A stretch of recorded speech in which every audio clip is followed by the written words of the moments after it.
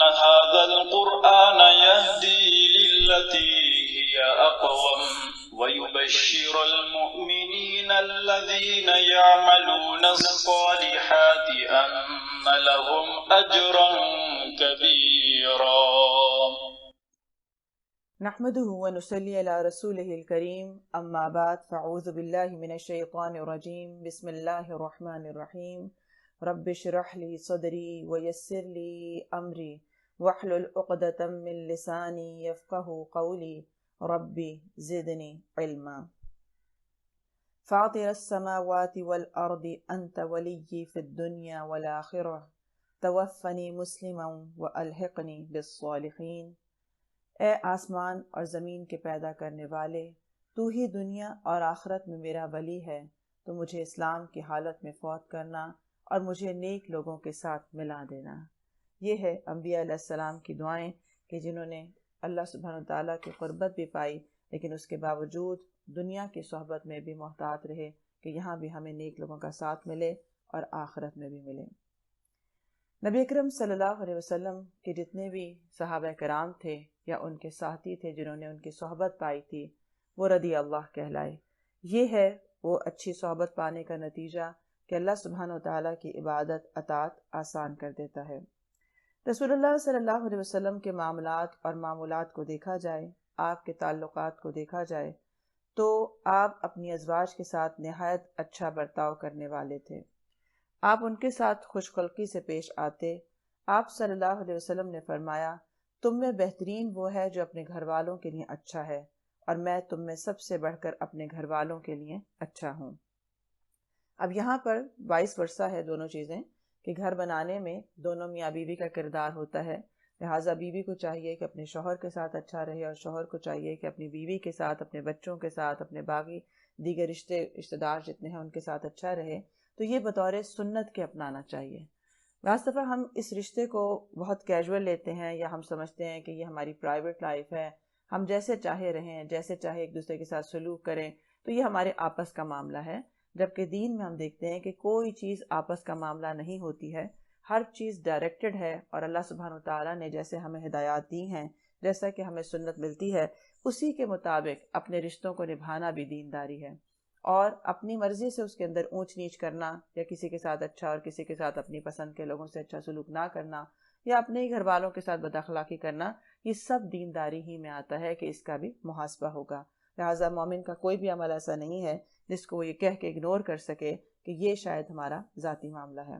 اسی لیے آپ دیکھیں کہ نبی صلی اللہ علیہ وسلم جہاں اللہ سبحانہ وتعالیٰ کے حقوق ادا کرنے میں کانشیس تھے، وہاں پہ اپنے گھر والوں کے ساتھ معاملہ کرنا ہو، دوستوں کے ساتھ کرنا ہو، دشمن کے ساتھ کرنا ہو، اس میں آپ مکمل طور پر اللہ سبحانہ وتعالیٰ کی ہدایت کے مطابق ہی چلتے تھے۔ حضرت عائشہ رضی اللہ عنہا کو عائش کہہ کر پکارتے، ایک جگہ کھانا کھاتے، ایک برتن سے غسل کر لیتے اور ان کی گود میں ٹیک لگاتے اور قرآن پڑھا کرتے تھے۔ گویا کہ آپ اپنے گھر والوں کے ساتھ ایک بہترین دوستانہ تعلق بھی رکھتے تھے، اور ان کے ساتھ بھی اخلاق سے پیش آیا کرتے تھے۔ کیونکہ عموماً ہم دیکھیں کہ بعض لوگ جو باہر بہت مصروف ہوتے ہیں، یا بہت کامیاب بعض دفعہ کسی عہدے پر ہوتے ہیں، تو وہ اپنے گھر والوں کو ٹائم نہیں دیتے، یا بعض دفعہ ٹائم بھی نہیں دیتے، اور جب گھر آتے ہیں تو اتنے چڑچڑے یا اس قدر وہ احسان تلے دبے ہوئے ہوتے ہیں کہ جیسے ہم نے پتہ نہیں گھر والوں کو ٹائم دے کے کتنا بڑا احسان کر دیا ہے، اور ان کے اپنے گھر والے ترستے رہتے ہیں۔ تو نبی صلی اللہ علیہ وسلم سے زیادہ کون مصروف تھا؟ لیکن اس کے باوجود آپ کا اپنے گھر والوں کے ساتھ کام میں شریک ہونا، یا ان کے ساتھ دل لگی کرنا، یا ان کے ساتھ اچھے اخلاق کے ساتھ پیش آنا، یہ ہے ایک مکمل انسان ہونے کی علامت، کہ اسی لیے ہمیں سیرت کو فالو کرنا چاہیے۔ حضرت عائشہ تعالیٰ عنہ کے ساتھ دوڑ کا مقابلہ کیا تو ایک مرتبہ وہ آگے نکل گئیں، اور دوسری مرتبہ آپ ان سے آگے نکل گئے۔ گویا کہ آپ کی جو ایکٹیویٹیز تھیں، جیسے گھومنا پھرنا اور کوئی نہ کوئی ایسی ایکٹیویٹی کرنا جس سے کہ دل خوش ہو جائے کسی کا، ایک ہوتا ہے نا گھر میں بھی دفتر کھولے رکھنا، اور دفتر میں تو خیر زندگی گزار دینا، اور یہ سمجھنا کہ شاید ہمارے بغیر دنیا نہیں چلتی ہے، تو یہ بیلنس نہ ہونا بھی بعض دفعہ رشتوں میں دوری کا باعث بن جاتا ہے۔ ازواج مطہرات کے ساتھ عدل و انصاف کا معاملہ کرتے، اور سفر پر لے جانے کے لیے ان کے درمیان قرہ ڈالا کرتے تھے۔ گویا جتنے بھی افراد ہیں گھر میں، ان سب کا حق ادا کرنا، ان سب کو اہمیت دینا، ان سب کو توجہ دینا، یہ بھی ایک کام ہوتا ہے، کیونکہ اکثر لوگوں کو گھر میں رہتے ہوئے شکایت ہو جاتی ہے ایک دوسرے سے کہ شاید دوسرا محبت نہیں کرتا یا اہمیت نہیں دیتا۔ تو آپ اپنی ازواج مطہرات کے ساتھ ایک انصاف کا برتاؤ کرتے اور سب کو اپنے ساتھ رکھتے۔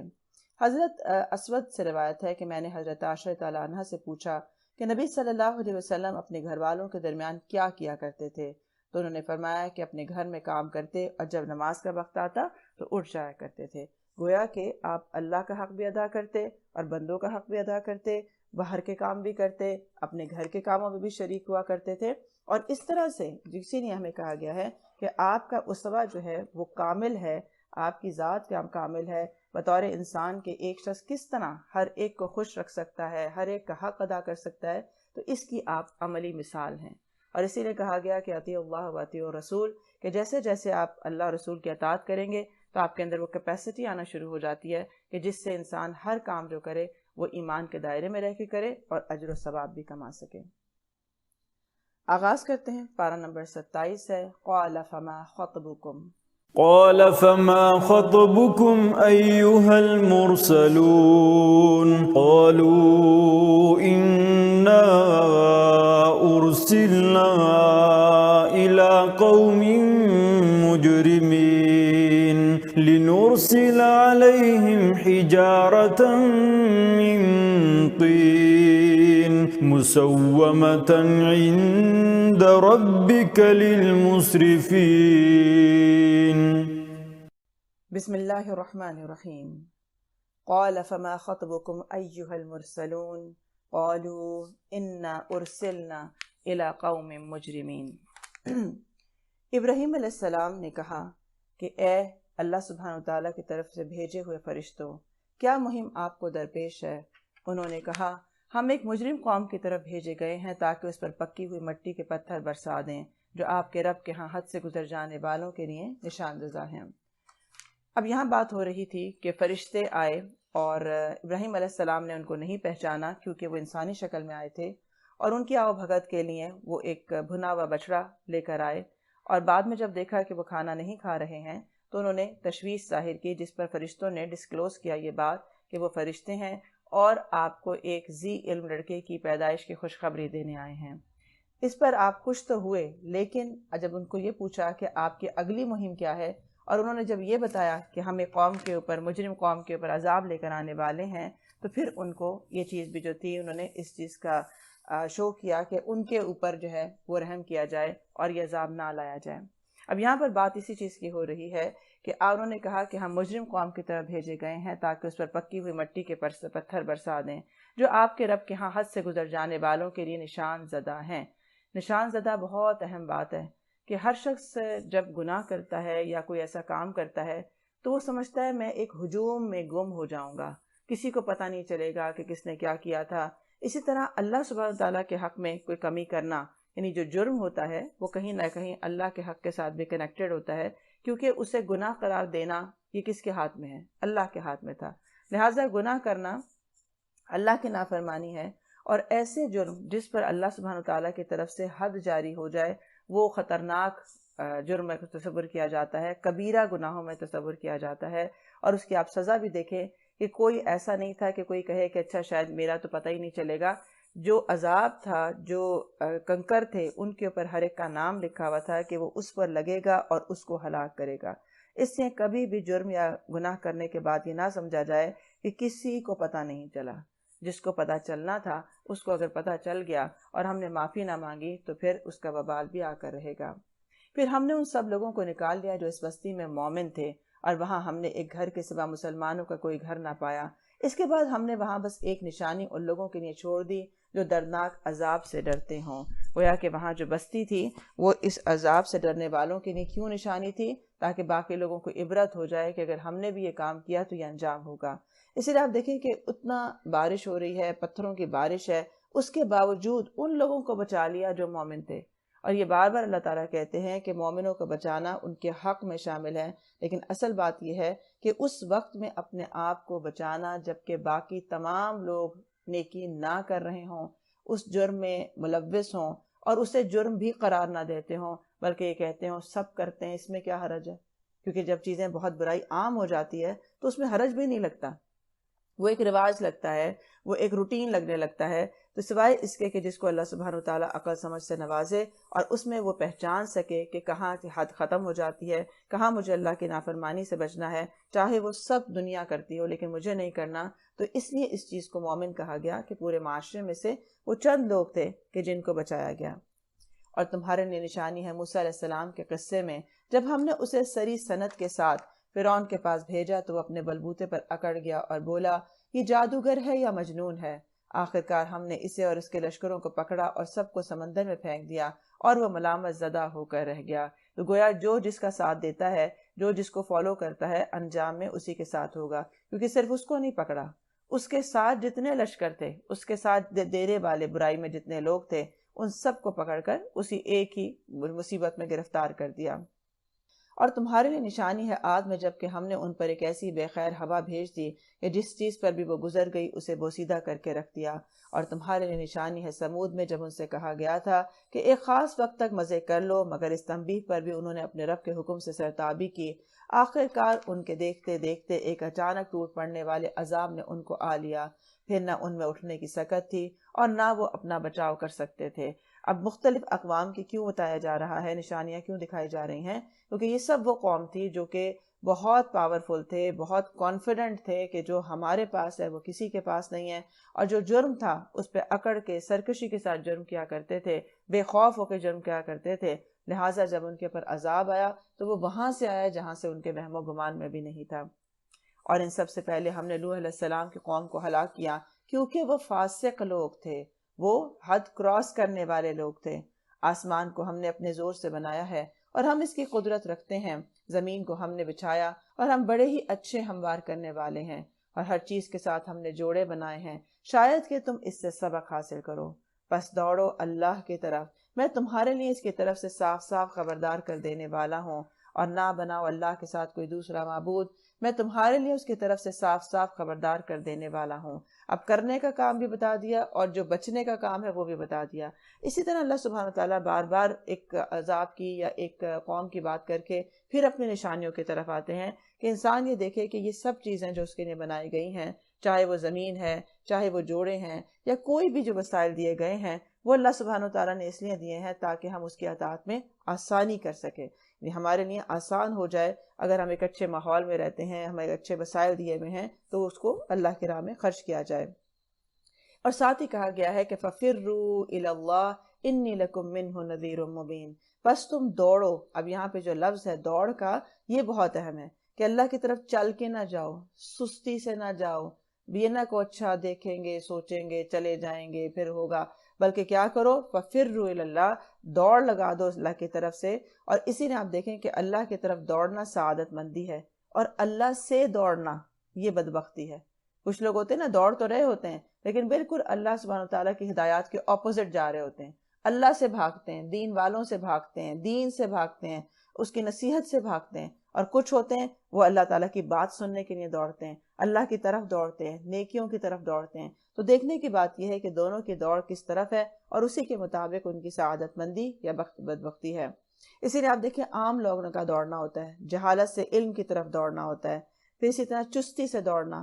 پھر کچھ لوگ ہوتے ہیں وہ تنگی فراخی ہر دور میں دوڑتے رہتے ہیں، یعنی ہر حال میں نیکی کرتے ہیں، ہر حال میں ہی اپنے آپ کو پیش کیے رکھتے ہیں. پھر اسی طرح گناہ سے توبہ کی طرف دوڑنے میں جلدی کرو، دوڑ کر جاؤ. ایک ہوتا ہے نا، گناہ ہو گئے پتہ چل گیا لیکن جب بوڑھے ہوں گے تو کر لیں گے توبہ، ابھی تو ہم عائش کر لیں. اسی طرح ذاتی لذت سے ہٹ کر اللہ کی رضا کی طرف دوڑ لگانا. پھر اسی طرح اللہ سبحانہ وتعالیٰ کی طرف دوڑنا اس وقت جب انسان کو کوئی مشکل پیش آ جائے، جب کوئی حاجت پیش آ جائے، تو یہ سب دوڑ جو ہے وہ اللہ کی طرف ہونی چاہیے، لیکن یہ اس میں تیزی اور چستی ہونی چاہیے. اسی طرح دیکھیں، اپنا جائزہ لیں کہ ہمارے سارے دن کی دوڑ دھوپ کس راستے کی طرف ہے، کہاں جاتی ہے. سارا دن جو میں نے گزارا، میرا چلنا کس کی طرف تھا، پھر میرا بولنا کس کی طرف تھا، اس کا انجام کیا ہونا تھا. اسی طرح جائزہ لیں کہ میرے جو وسائل ہیں، چاہے میری گاڑی ہے، میرا گھر ہے، میری اولاد ہے، یا کچھ بھی ہے، یا میری صلاحیت ہے، وہ کس طرف دوڑ رہی ہے، وہ ساری دوڑ دھوپ میری کس طرف کس انجام کے لیے ہے. تو اس لیے جو بھی راستہ انسان اختیار کرتا ہے، اصل میں یہ ہے کہ وہ رخ درست ہونا چاہیے، کہ وہ رخ اللہ سبحانہ وتعالیٰ کی طرف جاتا ہو. یوں ہی ہوتا رہا ہے، ان سے پہلے کی قوموں کے پاس بھی کوئی رسول ایسا نہیں آیا جسے انہوں نے یہ نہ کہا ہو کہ یہ ساحر ہے یا مجنون ہے. کیا ان سب نے آپس میں اس پر کوئی سمجھوتا کر لیا ہے؟ نہیں، بلکہ یہ سب سرکش لوگ ہیں۔ بس اے نبی صلی اللہ علیہ وسلم ان سے رخ پھیر لو، ان پر کچھ بھی ملامت نہیں ہے، البتہ نصیحت کرتے رہو، کیونکہ نصیحت ایمان لانے والوں کے لیے نفع بخش ہوتی ہے۔ کیونکہ جو لوگ ہیں ایک جیسے سے لوگ ہیں جو دین کی طرف دوڑتے ہیں، ان کی سوچ ایک جیسی ہوتی ہے، ان کی اطاعت ایک جیسی ہوتی ہے، لیکن جو اللہ سے دوڑتے ہیں، نبی سے دوڑتے ہیں، دین سے دوڑتے ہیں، وہ سب کون لوگ ہوتے ہیں؟ وہ سرکشی ان کی وجہ ہوتی ہے، ایسا نہیں کہ ان کو پتہ نہیں ہوتا ہے۔ پھر اسی طرح کہا گیا ہے کہ ان سے اپنا رخ پھیر لیں، کیونکہ بعض دفعہ کوئی شخص جب بہت سرکش ہو جاتا ہے تو اگر آپ اس کے ساتھ بحث مباحثے کرتے رہیں، بہت زیادہ اسے سمجھانے کی کوشش کریں اور پھر اس کی ہر وقت صفائیاں پیش کرتے رہیں جب وہ آپ الزام لگائیں، تو اس طرح انرجی لاس ہوتی ہے اور انسان کرنے کے کام سے پیچھے ہو جاتا ہے اور ایک غم کی سی کیفیت طاری ہو جاتی ہے۔ لہٰذا آپ صلی اللہ علیہ وسلم کو یہ نسخہ بتایا جا رہا ہے کہ آپ بس نصیحت کیجئے، آپ کا کام صرف اتنا ہے کہ وَمَا عَلَيْنَا إِلَّا الْبَلَاغُ، ہمارا کام ہے پہنچا دینا، اور ایمان لانے والوں کو نصیحت فائدہ دیتی ہے، اس لیے آپ ان سے منہ موڑ لیں، اعراض کریں ایسے لوگوں سے جو ایسی باتیں کر رہے ہیں، ان کے ساتھ بحث نہ کریں، ان کو اپنی صفائیاں بہت پیش نہ کریں، لیکن صرف نصیحت ضرور کریں۔ کیونکہ بعض دفعہ ہم جب کسی ایسے شخص سے اعراض کرتے ہیں تو مکمل اعراض کر لیتے ہیں، یعنی ہم کہتے ہیں بس آئندہ تو اس کو کبھی بتانا ہی نہیں ہے، اس سے تو کبھی ملنا ہی نہیں ہے، اس سے تو میری بس ہو گئی ہے کیونکہ اس نے مجھے ایسے اور ایسے کہا تھا۔ تو اس معاملے میں یہ ذاتیات بیچ میں نہیں آنی چاہیے کہ اس نے مجھے ایسے کہا تھا، کیونکہ نبی صلی اللہ علیہ وسلم کو جتنے بھی کفار تھے، جتنے مشرکین تھے، جنہوں نے جو کچھ بھی کہا تھا، آپ نے کبھی اسے ذاتی انا کا مسئلہ نہیں بنایا تھا کہ آئندہ تو مجھے ان سے بات ہی نہیں کرنی کیونکہ انہوں نے مجھے عزت نہیں کی میری، بلکہ آپ سے کیا کہا جا رہا ہے؟ آپ کا کام ہے نصیحت کریں، لیکن اگر کوئی ایسا ریئیکشن شو کرتا ہے یا کہ سرکشی دکھاتا ہے تو آپ اس سے بس اعراض کر لیں، اگنور کریں ایسے لوگوں کو۔ میں نے جن اور انسانوں کو اس کے سوا کسی کام کے لیے پیدا نہیں کیا ہے کہ وہ میری بندگی کریں، ہائی لائٹ کر لیں، کیونکہ ہمارے آنے کا مقصد کیا ہے کہ بندہ بن کے رہیں۔ جہاں یہ نہیں کہا جا رہا، اس نے نہیں پیدا کیا ہے کہ وہ نماز پڑھتے رہیں، قرآن پڑھتے رہیں، بلکہ بندگی ایک رویے کا نام ہے، عبادت اس کا حصہ ہے۔ تو بندگی ہے ہر معاملے میں، ہر رویے میں، ہر تعلقات میں، ہر معاملات میں، ہر طرح کی سوچ میں، اور وہ ساری سوچ کہاں جاتی ہو؟ جو شریعت کے مطابق ہو۔ میں لباس پہنوں تو دیکھوں اس میں شریعت کا حد تو نہیں ٹوٹتی، اسی طرح میں کسی سے تعلق جوڑ رہے ہیں تو یہ دیکھیں کہ وہاں پر میرا ایمان زیادہ ہوگا یا میرا ایمان کم ہوگا۔ اسی طرح ہماری زندگی کے جتنے بھی قول ہیں، جتنے فعل ہیں، اس کا ہر ایک کا ایک نتیجہ ہوتا ہے، اور وہ کیا نتیجہ ہے تو یہ دیکھا جائے کہ کیا اس پہ اجر ہے یا پھر اس کے اوپر سزا ہے۔ تو فرمایا گیا ہے کہ انسانوں اور جنوں کو اس نے پیدا کیا گیا کہ وہ بندہ بن کے رہیں، رویے میں بندگی اختیار کریں۔ میں ان سے کوئی رزق نہیں چاہتا ہوں اور نہ یہ چاہتا ہوں کہ وہ مجھے کھلائیں، اللہ تو خود ہی رزاق ہے، بڑی قوت والا ہے اور زبردست ہے۔ بس جن لوگوں نے ظلم کیا ہے ان کے حصے کا بھی ویسا ہی عذاب تیار ہے جیسا انہی جیسے لوگوں کو ان کے حصے کا مل چکا ہے۔ اس کے لیے جو لوگ جلدی نہ مچائیں، آخر کو تباہی ہے کفر کرنے والوں کے لیے، اس روز جس کا انہیں خوف دلایا جا رہا ہے۔ گویا کہ یہ کوئی ایک قوم کی بات نہیں ہے، ایک دور کی بات نہیں ہے، بلکہ جس دور میں بھی جس نے بھی جو بھی ظلم کیا، اور ظلم یہاں پہ کس کو کہا جا رہا ہے؟ اللہ اور اس کے رسول کی اطاعت نہ کرنا، اللہ کے لیے بندگی کی زندگی نہ گزارنا اور ان کی حدود کو توڑنا۔ زمین پر جنوں ایسی مخلوق ہے جس سے بندگی کا تقاضا کیا گیا ہے، باقی کائنات خود بخود بندگی کر رہی ہے، صرف یہ چوائس جو ہے یہ انسان اور جنات کے پاس ہے کہ اس کو عبادت اور اطاعت کرنا ہوگی۔ اب عبادت کا لفظ یہاں پر صرف نماز روزے کے لیے نہیں ہے، بلکہ جن اور انس اللہ کے سوا کسی اور کی پرستش نہ کریں، بندگی کے لیے پیدا کیے گئے ہیں، اس لیے کسی اور سے نہ ڈریں، کسی اور سے تقوی نہ کریں۔ اور تقوی کا تقاضا کیا ہے کہ صرف اللہ سے ڈرا جائے اور کسی ملامت کرنے والے کی ملامت کا خیال نہ کیا جائے، کیونکہ اکثر جیسے ہم دنیا میں ہوتا ہے نا کہ لوگ کیا کہیں گے، تو یہی چیز ہم بعض دفعہ دین پر عمل کرنے میں لے آتے ہیں، حالانکہ اس وقت ہم یہ بھول جاتے ہیں کہ اللہ سبحانہ وتعالیٰ کی اطاعت میں مخلوق کی اطاعت جائز نہیں ہے۔ یعنی ایک پسند ہے کہ وہ اللہ سبحانہ وتعالیٰ کا حکم ہے، اور ایک ہے کہ لوگ اس کے مخالف چل رہے ہیں۔ اب جب آپ دین پر عمل کرتے ہیں تو آپ کو لگتا ہے آپ آڈ ہو گئے ہیں، اور پھر آپ کو لگتا ہے کہ شاید آپ پہ لوگ باتیں بنائیں گے۔ تو یہ ہے وہ چیز کہ جب یہ جو تقاضا آتا ہے، انسان کو ہمیشہ اس آزمائش سے گزرنا پڑتا ہے کہ دیکھیں وہ اپنے نفس کی پیروی کرتا ہے، اللہ سبحانہ وتعالیٰ کی اطاعت کرتا ہے یا لوگوں کی سنتا ہے۔ یہ آزمائش میں جو کامیاب ہو جاتا ہے تو وہی لوگ تقوی والے ہیں۔ سورۃ الطور۔ بسم اللہ الرحمن الرحیم والطور وکتاب مسطور فی رق منشور والبیت المعمور والسقف المرفوع والبحر المسجور۔ بسم اللہ الرحمن الرحیم۔ قسم ہے طور کی اور ایک ایسی کھلی کتاب کی جو رقیق جلد میں لکھی ہوئی ہے، اور آباد گھر کی اور اونچی چھت کی اور معزن سمندر کی، کہ تیرے رب کا عذاب ضرور واقع ہونے والا ہے۔ ابھی اتنی بڑی بڑی قسمیں کھانا کہ طور کی قسم اور پھر کتاب کی قسم جو کہ رقیق جلد میں لکھی ہوئی ہے، اسی طرح آباد گھر کی قسم کھانا، تو یہ وہ چیزیں ہیں کہ اتنی بڑی قسمیں کھانے کے بعد کس بات کا قسم ہے کہ عذاب ضرور آنے والا ہے۔ کیونکہ انسان جتنا بھی پڑھ لے، بعض دفعہ اس کی وہ یقینی کیفیت نہیں بن پا رہی ہوتی کہ جو کچھ میں عمل کر رہا ہوں اس کا مجھے خمیازہ بھگتنا ہوگا یا مجھے اس کی سزا بھگتنی ہوگی۔ اسے لگتا ہے جب اگر سب لوگ کر رہے ہیں زندگی میں اور کسی کو کچھ نہیں ہوا تو مجھے بھی کچھ نہیں ہوگا، یا آج تک اگر میرے گناہوں کی پکڑ سخت شکل میں نہیں آئی ہے تو شاید قیامت میں بھی ایسا نہیں ہوگا۔ اب آباد گھر سے مراد یہاں پر وہ بیت معمور ہے جس کا ذکر معراج کے سلسلے میں نبی صلی اللہ علیہ وسلم نے فرمایا ہے، جس کی دیوار سے آپ نے حضرت ابراہیم علیہ السلام کو ٹیک لگائے ہوئے دیکھا تھا۔ اور یہ کیا ہے کہ یہ آسمان پر ہے، وہاں پر جیسے خانہ کعبہ ہے اسی کے اوپر بالکل جو ہے وہ بیت المعمور ہے جہاں پر آپ نے حضرت ابراہیم علیہ السلام کو دیکھا۔ اسی طرح فرمایا گیا کہ قسم ہے کہ تیرے رب کا عذاب ضرور واقع ہونے والا ہے جسے کوئی دفع کرنے والا نہیں ہے۔ وہ اس روز واقع ہوگا جب آسمان بری طرح ڈگمگائے گا اور پہاڑ اڑے جا رہے ہوں گے۔ تباہی ہے اس روز ان جھٹلانے والوں کے لیے جو آج کھیل کے طور پر اپنی حجت بازیوں میں لگے ہوئے ہیں، جس دن انہیں دھکے مار مار کر نار جہنم کی طرف لے جایا جائے گا۔ اس وقت ان سے کہا جائے گا کہ یہ وہی آگ ہے جسے تم جھٹلایا کرتے تھے، اب بتاؤ یہ جادو ہے یا تمہیں سوجھ ہی نہیں رہا ہے؟ جاؤ اب جھلسو اس کے اندر، تم خواہ صبر کرو یا نہ کرو، تمہارے لیے یکساں ہے، تمہیں ویسا ہی بدلہ دیا جا رہا ہے جیسے تم عمل کیا کرتے تھے۔ ہائی لائٹ کر لیں، جو کچھ ہے بدلہ قیامت کے اندر وہ اپنے عمل کا ہے، لہٰذا جب عمل کریں تو یہ سوچ کے کریں کہ ہو سکتا ہے کہ دنیا میں اس کی کوئی سزا نہ ملے، دنیا میں ہمیں کوئی بھی برا نہ سمجھتا ہو، ساری دنیا ہمیں ایک معتبر انسان سمجھتی رہے، ہماری عزت بھی بحال رہے، لیکن وہ کہیں استدراج کا عمل نہ ہو، کہیں ایسا نہ ہو کہ ہمیں مہلت دی جاتی رہے اور اسی وجہ سے دی جاتی رہے تاکہ عذاب آخرت میں زیادہ سمیٹیں۔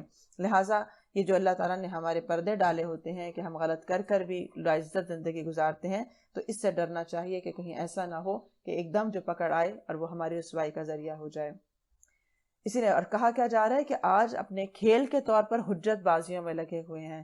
حجت بازی کیا ہوتی ہے؟ یعنی ہر بات کا جواز نکال لینا، ہر بات کو جسٹیفائی کر لینا، اس میں کیا حرج ہے اور کچھ نہیں ہوتا، کوئی اتنی سختی نہیں ہوگی، وہ اللہ غفور الرحیم ہے، سب کرتے ہیں۔ آج کے دور میں کوئی اتنا نہیں کر سکتا دینداری کا، آج کل تو ہو ہی نہیں سکتا کہ کوئی جو ہے وہ جائز کام کرے اور کاروبار جو ہے وہ چل جائے۔ تو یہ وہ چیزیں ہیں کہ انسان جو حجت بازیاں کرتا رہتا ہے مختلف معاملات کے اندر، تو اسے یہ دیکھنا چاہیے کہ اس کا عمل اسی کے مطابق ہوگا جیسی وہ سوچ رکھتا ہے، جیسا اس کا قول ہوتا ہے۔ لہٰذا جب انسان کی نیت یہ ہو کہ مجھے اللہ سبحانہ وتعالیٰ کی شریعت پر چلنا ہے اور ایمانداری کی زندگی گزارنی ہے، تو تب اس کی کاوشیں اور اس کا عمل بھی اسی ڈائریکشن میں چلا جاتا ہے، اور پھر اللہ اس کی مدد بھی اسی طرح سے کرتے ہیں۔ متقی لوگ وہاں باغوں اور نعمتوں میں ہوں گے۔ اب فوراً دو کمپیریزن ہیں، ایک وہ ہے جسے دھکے مار مار کر جہنم کی طرف لے جایا جا رہا ہے کیونکہ اس کے عمل ایسے تھے، اور دوسری طرف متقی لوگ باغوں اور نعمتوں میں ہوں گے، لطف لے رہے ہوں گے ان چیزوں سے جو ان کا رب انہیں دے گا، اور ان کا رب انہیں دوزخ کے عذاب سے بچا لے گا۔ ان سے کہا جائے گا کہ کھاؤ اور پیو مزے سے ان اعمال کے صلے میں جو تم کرتے رہے ہو، اور وہ آمنے سامنے بچھے تختوں پر تکیہ لگائے بیٹھے ہوں گے۔ ہائی لائٹ کر لیں، ان سے بھی کہا جائے گا کہ یہ سب کچھ اس لیے ہے جو تم عمل کیا کرتے تھے۔ دیکھیں اپنی زندگی میں آج کی کون سا عمل یہ سوچ کے شعوری طور پہ آپ کرتے ہیں کہ جو مجھے جنت ہی کے لیے میں یہ کر رہی ہوں، کہ اللہ تعالیٰ نے کیونکہ اس پہ وعدہ کیا ہے کہ اس پر جنت ہے۔ مثلا سلام کو عام کرو، تم جنت میں چلے جاؤ گے، کھانا کھلاؤ، جنت میں چلے جاؤ گے۔ یہ وہ چیزیں ہیں کہ کیا اللہ سبحانہ وتعالیٰ کے لیے ہم یہ سب کام کرتے ہیں؟ کیونکہ بعض دفعہ ہم نیکی کر رہے ہوتے ہیں، لیکن نیکی کس طرح سے کرتے ہیں؟ لوگوں کے دکھانے کے نہیں کرتے ہیں، لوگوں پر احسان جتانے کے نہیں کرتے ہیں، رشتہ داروں کو تحفے کیوں دیتے ہیں؟ کیا اللہ سبحانہ وتعالیٰ کے لیے دیتے ہیں کیونکہ اللہ تعالیٰ نے رشتہ داری کا حق رکھا ہے؟ تو یہ ہے وہ چیز کہ ہم نیکی کر کر بھی بعض دفعہ اپنی نیت کے اجر کو جب گنوا دیتے ہیں تو اس وجہ سے ہم تقویٰ تک پہنچ نہیں پاتے. تو اسی لیے زندگی میں جو کچھ ہم عمل کر رہے ہیں، عام روٹین میں جو عمل کرتے ہیں، کھانا بنانا ہے، لوگوں کی خدمت کرنا ہے، کسی بیمار کی تیمارداری کرنا ہے، اگر اس کا صرف مقصود یہ بن جائے کہ اللہ سبحانہ وتعالیٰ کی رضا مجھے پانا ہے اور اللہ کی خاطر اجر اسے سے چاہنا ہے، تو آپ دیکھیں کہ انسان کا تقویٰ ہر لمحے اس کے ساتھ ہو تو پھر یہ ہوتا ہے کہ انسان کا اجر بھی اسی طرح لکھا جائے گا.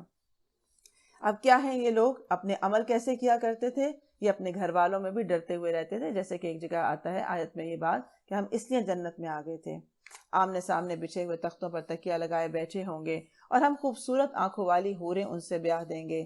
جو لوگ ایمان لائے ہیں اور ان کی اولاد بھی کسی درجہ ایمان میں ان کے نقش قدم پر چلی ہے، ان کی اس اولاد کو بھی ہم جنت میں ان کے ساتھ ملا دیں گے اور ان کے عمل میں کوئی گھاٹا ان کو نہیں دیں گے. ہائی لائٹ کر لیں، اولاد کو اپنے ساتھ جنت میں لے جانا، خود جنت میں جانا، یہ اصل ٹاسک ہونا چاہیے ہماری زندگی کا. قُوا انفسکم واہلیکم نارا، صاف ٹاسک دے دیا گیا کہ اپنے آپ کو اور اپنے گھر والوں کو جہنم کے عذاب سے بچاؤ. اور یہ بچانے کے لیے سارا قرآن ہمارے سامنے کھول کر رکھ دیا گیا کہ یہ ہیں وہ اعمال. کیونکہ آپ دیکھیں کہ ہر عمل ساتھ لکھا ہوا ہے کہ جو یہ عمل کرتا ہے اس کا انجام یہ ہے. ہر آیت کے آخر میں اس کا انجام دیا ہوا ہے، ہر آیت میں اس کی کیٹیگری بتا دی گئی ہے کہ یہ عمل کرنے والے مومن ہیں، یہ عمل کرنے والے منافق ہیں، یہ عمل کرنے والے کافر ہیں. اب ہر انسان اپنی زندگی کو اس سے میچ کر سکتا ہے کہ میں کون سے درجے میں شامل ہوں. اسی طرح کن اعمال کے پر جنت ہے، کن اعمال کے پر دوزخ ہے، واضح طور پر قرآن میں پیش کر دیا گیا. اپنے آپ کو پیش کریں قرآن میں تو انسان آسانی سے دیکھ سکتا ہے کہ میرا کون سا ایسا عمل ہے جو مجھے پکڑوا سکتا ہے اور کون سا ایسا عمل ہے جو مجھے نجات دلا سکتا ہے. لہٰذا اپنی زندگی کو ایسے بنانا کہ ہر لمحے انسان اپنا محاسبہ کر سکے، ہر لمحے اسے پتا ہو کہ میں نے ابھی جو قول بولا یہ مجھے جنت کے قریب کرے گا یا جہنم کے قریب کرے گا. کیونکہ بعض دفعہ ہم کوئی بات کہہ جاتے ہیں اور ہمیں احساس نہیں ہوتا کہ وہ چیز جو ہے وہ ہو سکتا ہے کسی کی غیبت ہو سکتا ہے کہ کسی کے لیے دل آزاری کا ذریعہ ہو سکتا ہے کہ وہ کسی کے لیے ایسی بد اخلاقی ہو جو اس کا دل دکھانے والی ہو اور ہمیں وہ جنت سے دور کر دے. کیونکہ انسان اپنی زبان کے ہاتھوں جہنم میں گرایا جائے گا. اپنی زبان جو ہے اس کی وجہ سے بہت سارے لوگ، کیونکہ اس سے انسان کے وہ گناہ سرزد ہو جاتے ہیں جس میں آپ کو لگتا ہے کہ آپ تو آرام سے ایک صوفے پہ بیٹھے، میں نے کیا کیا ہے گناہ کوئی، لیکن اس سے بھی بہت سارے ایسے گناہ ہیں جو جہنم میں جانے کا باعث بنتے ہیں. لہٰذا چھوٹی چھوٹی باتوں پہ استغفار کرنا، اپنا محاسبہ خود کرنا. میں نے ابھی جو جملہ بولا مجھے ایسے بولنا چاہیے تھا؟ کیا مجھے یہ لفظ کہنا چاہیے تھا؟ اگر نہیں کہنا چاہیے تھا تو پھر استغفار کریں، فوراً استغفار کرتے رہیں. اور یہ ہے وہ چیز کہ انسان کو تقویٰ اس وقت حاصل ہوتا ہے جب وہ اپنا محاسبہ کرنا سیکھ جاتا ہے. کہاں یہ کہ لوگ بتاتے ہوں کہ آپ ایسا اور ایسے ہیں اور ہمیں پھر سمجھ میں نہ آتی ہو یہ بات. تو اس سے بڑا وبال کوئی نہیں ہو سکتا کہ ہمارے کان نصیحت سننے کے لیے نہ کھلے ہوں یا دل پر نصیحت اثر ہی نہ کرتی ہو. ہر شخص اپنے کسب کے عوض میں رہن ہے. ہم پکڑے گئے ہیں کہ ہم نیک عمل کریں گے تو نجات ہوگی. ہم ان کو ہر طرح کے پھل اور گوشت اور جس چیز کا بھی ان کا جی چاہے گا خوب دیے چلے جاتے رہیں گے. گویا کہ انسان جو ہے وہ اپنی ہی اعمال کے رہن رکھا گیا ہے. اللہ سبحانہ وتعالیٰ نے انسان کو جو سر و سامان اور جو طاقتیں اور جو صلاحیتیں اور جو اختیارات دنیا میں عطا کیے ہیں وہ گویا ایک قرض ہے جو مالک نے اپنے بندے کو دیا ہے، اور اس قرض کی ضمانت کے طور پر بندے کا نفس اللہ کے پاس رہن ہے. بندہ اس سر و سامان اور ان قوتوں اور اختیارات کو صحیح طریقے سے استعمال کر کے اگر وہ نیکیاں کمائے جن سے یہ قرض ادا ہو سکتا ہو تو وہ بہترین ہے. یعنی اپنے نفس کو پکڑوا لے گا یا تو عمل کر کے، ورنہ اسے ضبط کر لیا جائے گا. یعنی نیکی کریں گے اس کے ذریعے سے تو نجات ہوگی. اسی طرح مومنین صالحین خواہ بجائے خود کتنے ہی بڑے مرتبے کے لوگ ہوں، ان کی اولاد کا رہن میں ہونا اس کے بغیر نہیں ہو سکتا کہ وہ خود اپنے کسب سے اپنے نفس کو چھڑائے. یعنی ہم یہ نہیں کہہ سکتے کہ والدین نیک ہیں اس لیے اب سارا خاندان بخشا جائے گا. تو چاہے کتنے ہی والدین نیک کیوں نہ ہو، لیکن اولاد کو اپنی کمائی کے ہاتھوں ہی چھوٹنا ہوگا. یعنی باپ دادا جو ہیں ان کے اعمال کسی کے کام نہیں آئیں گے. البتہ جو صالحین لوگ ہوتے ہیں اور اپنی اولاد کو بھی صالح بناتے ہیں، ان پر محنت کرتے ہیں، پھر اسی طرح ان کے لیے رول ماڈل بنتے ہیں. جیسی زندگی ہم خود گزارتے ہیں ہماری اولادیں ویسی ہی زندگی کو فالو کرتی ہیں. گویا ایک ہمارا نیکی کی طرف آنا ہماری نسلوں کو نیکی کی طرف جانے کا ذریعہ بن جاتا ہے. کیونکہ اس کے لیے باقاعدہ تربیت کی ضرورت ہے کہ انسان کو یہ پتہ ہو، یہ فکر خود اس کے اندر ہو، اور وہ آگے نسلوں کو یہ فکر دے سکے کہ ہمیں کہاں کہاں عذاب سے بچنا ہے اور زندگی گزارنے کا مقصد کیا ہونا چاہیے۔ کیونکہ دیکھیں جب ہم جیسے ہوتے ہیں، جب ہم کہتے ہیں کہ ہم مال کو کہاں خرچ کریں، تو ہماری اولاد وہی سیکھتی ہے کہ ہم مال کو کہاں خرچ کریں۔ جیسے ہم دیکھتے ہیں کہ ہم اپنے دن رات کہاں لگائیں، تو وہ بھی یہی سیکھتے ہیں کہ اپنے دن رات کہاں لگائیں۔ تو یہ ہے وہ چیز، جیسے کہ ابراہیم علیہ السلام تھے، وہ خود جب رول ماڈل بنے تو پھر اسماعیل اور اسحاق باقی سب بھی اسی راستے پر چلے تھے۔ تو بات اصل یہی ہے کہ اسماعیل جیسی اولادیں پانے کے لیے خود ابراہیم بننا پڑتا ہے۔ تو کتنے وہ لوگ ہیں جو ابراہیم بننے کو تیار ہیں، ابراہیم علیہ السلام جیسے قربانی دینے کو تیار ہیں، تاکہ پھر ان کو اسماعیل اور اسحاق انعام کیے جا سکیں۔ وہ ایک دوسرے سے جام شراب لپک لپک کر لے رہے ہوں گے، جس میں نہ یاوہ گوئی ہوگی اور نہ بد کرداری ہوگی، اور ان کی خدمت میں وہ لڑکے دوڑتے پھر رہے ہوں گے جو انہی کے لیے مخصوص ہوں گے، ایسے خوبصورت جیسے چھپا کر رکھے ہوئے موتی۔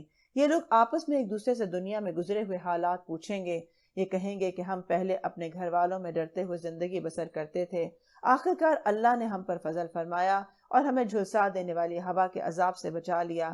ہم پچھلی زندگی میں اسی سے دعائیں مانگا کرتے تھے، وہ بڑا ہی واقعی بہت محسن اور رحیم ہے۔ اب یہاں نوٹ کرتے جائیں، ہائی لائٹ کر لیں کہ کیا وجہ تھی یہ لوگ جنت میں چلے گئے۔ نمبر 1 بات کہ خود صالحین تھے، نمبر 2 اپنی اولاد کو صالح اعمال کی تربیت دی تھی، اسی لیے وہ دونوں جنت میں گئے۔ پھر یہ کہتے ہیں کہ ہم اپنے گھر والوں میں ڈرتے ڈرتے زندگی بسر کرتے تھے، کیونکہ انسان سب سے زیادہ کیجول یا سب سے زیادہ جو اوریجنل اس کا جو اخلاق ہے یا اس کا کردار ہے وہ اس کے گھر والوں کے سامنے ہوتا ہے۔ اگر وہاں رہتے ہوئے انسان کو یہ احساس رہے کہ میں کسی کا حق نہ مار دوں، میں کسی کی دل آزاری نہ کر دوں، میری وجہ سے کسی کو کوئی تکلیف نہ پہنچ جائے، تو اس کا یہ جو ڈر ہے کہ اپنے گھر والوں کے ساتھ بھی وہ کرتا ہے، تو صرف اس لیے کہ اللہ سبحانہ وتعالیٰ مجھ سے ناراض نہ ہو جائے، یا میں کوئی شریعت کے خلاف عمل ایسا نہ کر دوں جو مجھے جنت سے دور کر دے یا اللہ کے قربت سے دور کر دے۔ تو یہ ہے وہ تقویٰ کی زندگی جو سب سے پہلے اپنے گھر والوں سے شروع ہوتا ہے، کیونکہ جب انسان کو اپنے گھر والوں کے ساتھ تقویٰ میں رہنا آ جائے، اخلاق سے رہنا آ جاتا ہے، تو باہر تو وہ پھر ایسا ہوتا ہی ہوتا ہے۔ کیونکہ آپ کا جو جب پریکٹس آپ گھر والوں سے کر لیتے ہیں، جیسے یہاں غصہ کنٹرول کرنے کی پریکٹس، یہاں پر آپ کے جذبات کو کنٹرول کرنے کی پریکٹس، پھر یہاں پر اچھے بات کرنا، درگزر کرنا، تو یہاں سب سے زیادہ کیونکہ ضرورت پڑتی ہے، تو پھر جب آپ کہیں باہر کسی سے ڈیل کرتے ہیں تو وہ آپ کی عادت کا، فطرت کا حصہ بن چکا ہوتا ہے، اور یہ فطرت پر محنت کرنے سے بنتا ہے۔ یعنی ہر انسان میں کمی بیشی ہوتی ہے، لیکن کچھ لوگ ہوتے ہیں انہیں غصہ بہت آتا ہے، کچھ ہوتے ہیں وہ غصے میں بولتے بہت زیادہ ایسے ہیں جو دل آزاری کا باعث بنتا ہے، کچھ ہوتے ہیں وہ دوسروں کے حقوق کا خیال نہیں کرتے، انہیں احساس ہی نہیں ہوتا۔ تو اب یہ سب چیزیں ایسی ہیں کہ جو انسانی عیب ہیں، کمزوریاں ہیں، لیکن ایک مومن شخص ان کے اوپر اوور کم کرنے کی کوشش کرتا ہے، ان کمزوریوں کو دور کرنے کی کوشش کرتا ہے، کیونکہ اس کی آخرت کا سوال ہے۔ ہم یہ نہیں کہہ سکتے کہ میری عادت ہے، میں غصہ کرتی ہوں اور میں تو بہت بولتی ہوں، میری تو عادت ہے، شروع سے میں ایسی ہوں۔ اگر ہم شروع سے بھی ایسے ہیں تو تب بھی ہم اگر آخر اسی پہ کریں گے تو انجام اچھا نہیں ہوگا۔ اس لیے انسان کا امتحان یہ ہے کہ جتنے اس کے عیب ہیں وہ ان کے اوپر محنت کرے اور اپنے آپ کو اس طرح سے بنائے جیسے کہ قرآن اور حدیث کہتی ہے کہ غصے کو کنٹرول کر جاتے ہیں، دوسروں کے قصور معاف کر دیتے ہیں، محسنین بنتے ہیں۔ یہ اس صورت میں محسنین بن سکتا ہے انسان جب انسان اپنے اوپر محنت کرے، اور ہر انسان کے اندر یہ چیز ہوتی ہے کہ اسے کہیں نہ کہیں محنت کی ضرورت کرنا ہوتی ہے۔ انبیاء علیہ السلام ہو یا صحابہ کرام ہو، یہ ایسے ہی رضی اللہ نہیں بن گئے تھے، انہوں نے اپنے ساتھ محنت کی، اپنے نفس کے ساتھ محنت کی، اس کو شریعت پر لانے کے لیے جد و جہد کی، کیونکہ اپنے ساتھ جہاد کرنا اعلیٰ ترین جہادوں میں سے ہے، کہ جو چیز میرے اندر اچھی نہیں ہے میں اسے آج نکال دوں، اس سے پہلے کہ میری پکڑ کا باعث بن جائے۔ تو پھر کیا کہتے ہیں، اس لیے اللہ نے ہم پر فضل کر دیا کیونکہ ہم ایسا کرنے کی کوشش کرتے تھے، اور پھر ساتھ ساتھ کیا ہے، دعائیں مانگا کرتے تھے۔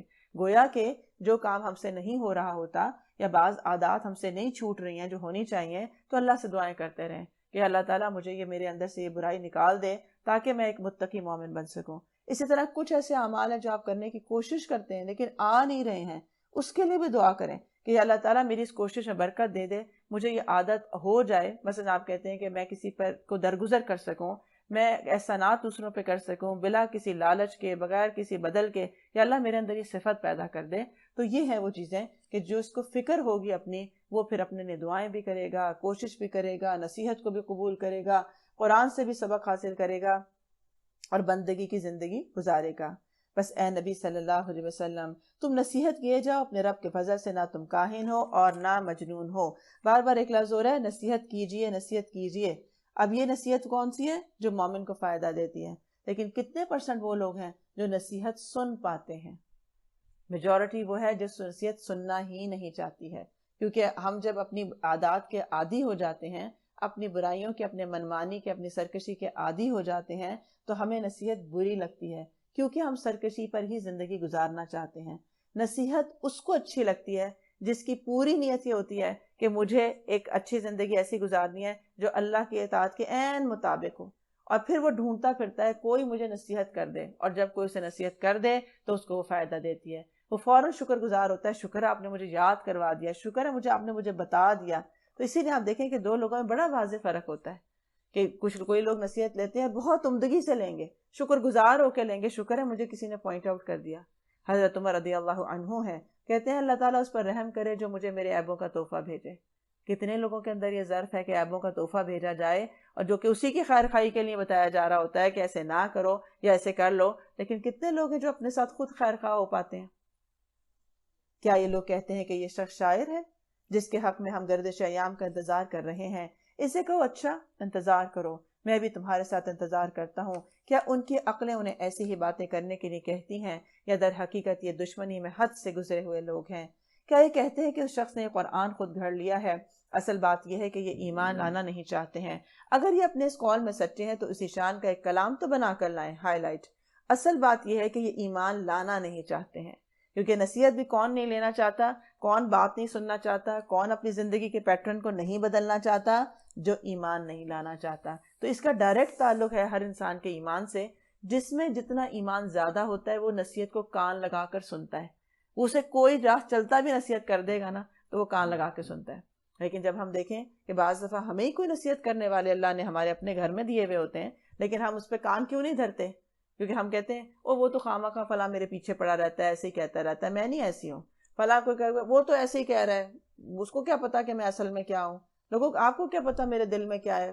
تو یہ جو جواز ہے سارے، یہ خود بتا رہے ہیں کہ ہمارے اندر ایمان کی کمزوری ابھی پائی جاتی ہے، اور جو شخص ہمیں ہیلپ کرنے کی کوشش کر رہا ہے ہم اسی پر کان نہیں دھرنا چاہتے، کیونکہ ہم صرف اپنے نفس کی سرکشی میں مگن رہنا چاہتے ہیں۔ یہ سرکشی ہوتی ہے نا کہ بس میں جو ہوں بالکل ٹھیک ہوں، مجھے کوئی نہ بتائے۔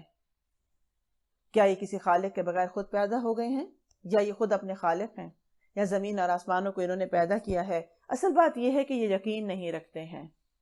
کیا تیرے رب کے خزانے ان کے قبضے میں ہیں، یا ان پر انہی کا حکم چلتا ہے؟ کیا ان کے پاس کوئی سیڑھی ہے جس پر چڑھ کر یہ عالم بالا کی سنگن لیتے ہیں؟ ان میں سے جس نے سنگن لی ہو وہ لائے کوئی کھلی دلیل؟ کیا اللہ کے لیے تو ہیں بیٹیاں اور تم لوگوں کے لیے ہیں بیٹے؟ کیا تم ان سے کوئی اجر مانگتے ہو کہ یہ زبردستی پڑی ہوئی چٹی کے بوجھ تلے دبے جاتے ہیں؟ کیا ان کے پاس غیب کے حقائق کا علم ہے کہ اس کی بنا پر یہ لکھ رہے ہوں؟ کیا یہ کوئی چال چلنا چاہتے ہیں؟ اگر یہ بات ہے تو کفر کرنے والوں پر ان کی چال الٹی ہی پڑے گی۔ کیا اللہ کے سوا یہ کوئی اور معبود رکھتے ہیں؟ اللہ پاک ہے اس شخص سے جو یہ لوگ کر رہے ہیں۔ یہ لوگ آسمان کے ٹکڑے ہوئے گرتے ہوئے بھی دیکھ لیں تو کہیں گے یہ بادل ہیں جو امنڈ چلے آ رہے ہیں، جو امڈے چلے آ رہے ہیں۔ بس اے نبی صلی اللہ علیہ وسلم انہیں ان کے حال پر چھوڑ دو یہاں تک کہ یہ اپنے اس دن کو پہنچ جائیں جس میں یہ مار گرائے جائیں گے، جس دن نہ ان کی اپنی کوئی چال ان کے کسی کام آئے گی اور نہ ہی ان کو کوئی مدد دی جائے گی۔ اور اس وقت کے آنے سے پہلے بھی ظالموں کے لیے ایک عذاب ہے، مگر ان میں سے اکثر لوگ جانتے نہیں ہیں۔ اللہ سب کو عذاب سے محفوظ رکھے، کیونکہ یہ جو ہماری زندگی میں مختلف آزمائشیں بعض دفعہ عذاب کی شکل میں آ رہی ہوتی ہیں، اور ہماری ساری انرجی، ساری توجہ صرف اس کے اوپر ہوتی ہے، اور ہماری زندگی اس میں سے گزر جاتی ہے کیونکہ ہم اپنے ہی کیے کے وبال میں آ گئے ہوتے ہیں۔ تو یہ جو استغفار ہے یہ انسان کی پناہ ہے، جو اس میں جو انسان گناہ کرتا ہے اور پھر وہ استغفار کر لیتا ہے تو اللہ سبحانہ وتعالیٰ اس کو اپنی پناہ میں لیتے ہوئے اس کو برے انجام سے بچا لیتے ہیں۔ اس سے فرمایا جا رہا ہے کہ ان کو چھوڑ دو یہاں تک کہ وہ اپنے انجام کو پہنچ جائیں۔ تو اپنے آپ کو کبھی نہ چھوڑیں یہ سوچ کے کہ کوئی بات نہیں، اگر میں نے گناہ کر لیا تو کون سی ایسی بات ہے، سب کرتے ہیں۔ کبھی اپنے آپ کو نہ چھوڑیں یہ سوچ کر کہ اچھا کوئی بات نہیں ہے نا، کسی کو کیا پتا کہ میں نے کر لیا ہے، انہیں تھوڑی پتا چلا، میں نے ایسی ٹرک سے ان سے کیا نا، انہیں تو سمجھ میں ہی نہیں آیا کہ کیا ہوا۔ تو جو گناہ ہے وہ اپنا وبال اٹ سیلف رکھتا ہے، چاہے کسی کو نہ پتا چلا ہو، چاہے کسی نے نہ دیکھا ہو، چاہے ہم اس وقت بااختیار تھے اور جس سے ہم عمل کر رہے تھے وہ بے اختیار تھا، وہ آپ کے انڈر تھا، وہ آپ کو کچھ نہیں کہہ سکا، خاموش ہو گیا آپ کی بات کو سہ کر، لیکن بہرحال اس کا وبال آئے گا۔ اس لیے استغفار کی کثرت کرنی چاہیے اپنے لیے کہ ہم نہیں جانتے کہ ہم کس عمل پہ دھر لیے جائیں، پکڑ لیے جائیں یا جنت سے محروم کر دیے جائیں۔ اے نبی صلی اللہ علیہ وسلم، اپنے رب کا فیصلہ آنے تک صبر کرو، تم ہماری نگاہ میں ہو۔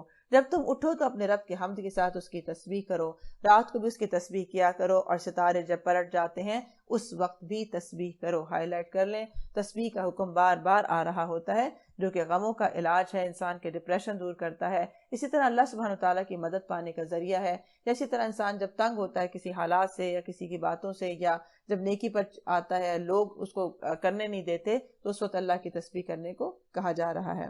اب اس میں یہ بات بھی آتی ہے کہ جب تم کسی مجلس سے اٹھو تو اللہ کی حمد و تسبیح کر کے اٹھو۔ نبی صلی اللہ علیہ وسلم خود بھی اس پر عمل فرماتے تھے، اور آپ نے مسلمانوں کو بھی یہ ہدایت فرمائی تھی کہ کسی مجلس سے اٹھتے وقت اللہ کی حمد اور تسبیح کیا کرو۔ اس سے تمام کاموں کا کفارہ ہو جاتا ہے جو اس مجلس میں ہوئے ہوں۔ اور اسی میں آتی ہے بات کہ جو شخص کسی مجلس میں بیٹھا ہو اور اس میں خوب قیل و قال ہو گئی ہو، باتیں ہو گئی ہوں، اور وہ اگر اٹھنے سے پہلے یہ الفاظ کہے تو اللہ تعالیٰ ان باتوں کو معاف کر دیتا ہے جو وہاں ہوئی ہوں۔ سبحانک اللہم و بحمدک اشہد ان لا الہ الا انت استغفرک و اتوب الیک۔ تو یہ جو الفاظ ہیں یہ اس مجلس کا کفارہ بن جاتے ہیں۔ پھر یہ بات آتی ہے کہ جب تم نیند سے بیدار ہو کر بستر سے اٹھو تو اپنے رب کی تسبیح کے ساتھ اس کی حمد بھی بیان کرو، جیسے لا الہ الا اللہ وحدہ لا شریک لہ لہ الملک وَلَهُ الْحَمْدُ وَهُوَ عَلَىٰ كُلِّ شَيْءٍ قَدِيرٌ سبحان اللہ والحمد للہ ولا الہ الا اللہ واللہ اکبر ولا حول ولا قوة الا باللہ۔ پھر اسی طرح یہ بات بھی ہے کہ جب تو نماز کے لیے کھڑے ہو تو اللہ کی حمد اور تسبیح سے اس کا آغاز کرو، جیسے سبحانک اللہم وبحمدک ہم بات کرتے ہیں۔ اسی طرح یہ بات بھی ہے کہ جب تم اللہ کی طرف دعوت دینے کے لیے اٹھو تو اللہ کی حمد اور تسبیح سے اس کا آغاز کرو، نحمدہ ونصلی علی رسولہ الکریم جیسے بات کی جاتی ہے۔ تو گویا یہ تسبیح ایک ایسا کلمہ ہے، اللہ کی حمد ایک ایسا کلمہ ہے کہ جسے اٹھتے بیٹھتے چلتے پھرتے کرنا چاہیے۔ اور آپ دیکھیں کہ اس میں کتنا انرجی یا کتنا وقت لگتا ہے کہ انسان اپنے کام کر رہا ہو، کہیں ڈرائیونگ کر رہا ہو، کہیں پر کچن میں کام کر رہے ہوں، گھر میں ہوں، باہر ہوں، کہیں پر بھی ہوں، تو اللہ کی تسبیح کہی جا سکتی ہے۔ تو اس کی کثرت کرنے کی ضرورت ہے، خود کو عادت بنانے کی ضرورت ہے۔ سورۃ النجم۔ بسم اللہ الرحمن الرحیم والنجم اذا هوى ما ضل صاحبكم وما غوى وما ينطق عن الهوى ان هو الا وحی یوحى علمه شدید القوى۔ بسم اللہ الرحمن الرحیم۔ قسم ہے تارے کی جب کہ وہ غروب ہوا، تمہارا رفیق نہ بھٹکا ہوا ہے نہ بہکا ہوا ہے۔ اب یہاں قسم کھا کے بات کہی جا رہی ہے کہ رسول اللہ صلی اللہ علیہ وسلم اللہ سبحانہ وتعالیٰ کی طرف سے رسول مبعوث ہوئے ہیں، اور آپ بھٹکے ہوئے یا بہکے ہوئے نہیں ہیں۔ وہ اپنی خواہش نفس سے نہیں بولتا ہے، یہ تو ایک وحی ہے جو اس پر نازل کی جاتی ہے، اور اسے زبردست قوت والے نے تعلیم دی ہے جو بڑا ہی صاحب حکمت ہے۔ اب یہاں پر آپ صلی اللہ علیہ وسلم کے بارے میں آتا ہے کہ آپ جو کچھ کہتے ہیں تو وہ اپنی خواہش نفس سے نہیں کہتے ہیں۔ عبداللہ بن عمر فرماتے ہیں کہ رسول اللہ صلی اللہ علیہ وسلم سے میں جو کچھ بھی سنتا وہ لکھتا جاتا تھا اور حفظ کرنے کے لیے لکھتا تھا۔ بعض لوگوں نے مجھے روکا کہ نبی صلی اللہ علیہ وسلم انسان ہیں، کبھی غصہ غضب میں بھی کوئی بات کہہ دیتے ہیں، اس لیے میں رک گیا۔ میں نے اس کا ذکر آپ سے کیا تو آپ نے فرمایا کہ اللہ کی قسم جس کے ہاتھ میں میری جان ہے، میری زبان سے سوائے حق کے اور کوئی کلمہ نہیں نکلتا ہے۔ گویا کہ آج نہیں آپ کی زندگی کو بھی جو ریکارڈ کیا گیا، چاہے آپ کے ازدواجی معاملات تھے یا آپ کے گھریلو معاملات تھے، اس میں بھی اس کو سنت اسی لیے قرار دیا گیا کیونکہ آپ کی ساری سنت بھی وحی ہی کی شکل ہے، اور وہ وحی غیر مطلوع ہے، یعنی جس کی صرف تلاوت نہیں ہوتی لیکن آپ کی جتنی احادیث ہیں، جتنے آپ کے معمولات ہیں، وہ اللہ سبحانہ وتعالیٰ کی طرف سے گائیڈڈ تھے، اور اسی لیے ہمیں اسے فالو کرنے کو کہا گیا ہے، اور صرف کہا نہیں گیا بلکہ اس پر عمل کرنا اجر و ثواب کا باعث ہے۔ فرمایا کہ وہ صاحب حکمت ہے جو کہ وحی لے کر آیا اور وہ سامنے آ کھڑا ہوا جبکہ وہ بالائے افق پر تھا، پھر قریب آیا اور اوپر معلق ہو گیا، یعنی جبرائیل علیہ السلام، یہاں تک کہ وہ 2 کمانوں کے برابر یا اس سے کچھ کم فاصلے پر رہ گیا۔ تب اس نے اللہ کے بندے کو وحی پہنچائی جو وحی بھی اسے پہنچانی تھی۔ نظر نے جو کچھ دیکھا، دل نے اس پر جھوٹ نہیں ملایا۔ اب کیا تم اس چیز پر اس سے جھگڑا کرتے ہو جسے وہ آنکھوں سے دیکھتا ہے؟ اور ایک مرتبہ پھر اس نے سدرۃ المنتہا کے پاس اس کو دیکھا جہاں عباس جنت المأویٰ ہے، کیونکہ نبی صلی اللہ علیہ وسلم نے جبرائیل علیہ السلام کو ایک دو دفعہ اصلی شکل میں دیکھا کہ جب آپ نے دیکھا کہ آپ کی کرسی جو تھی جبرائیل علیہ السلام کی پورے آسمان پر چھائی ہوئی تھی۔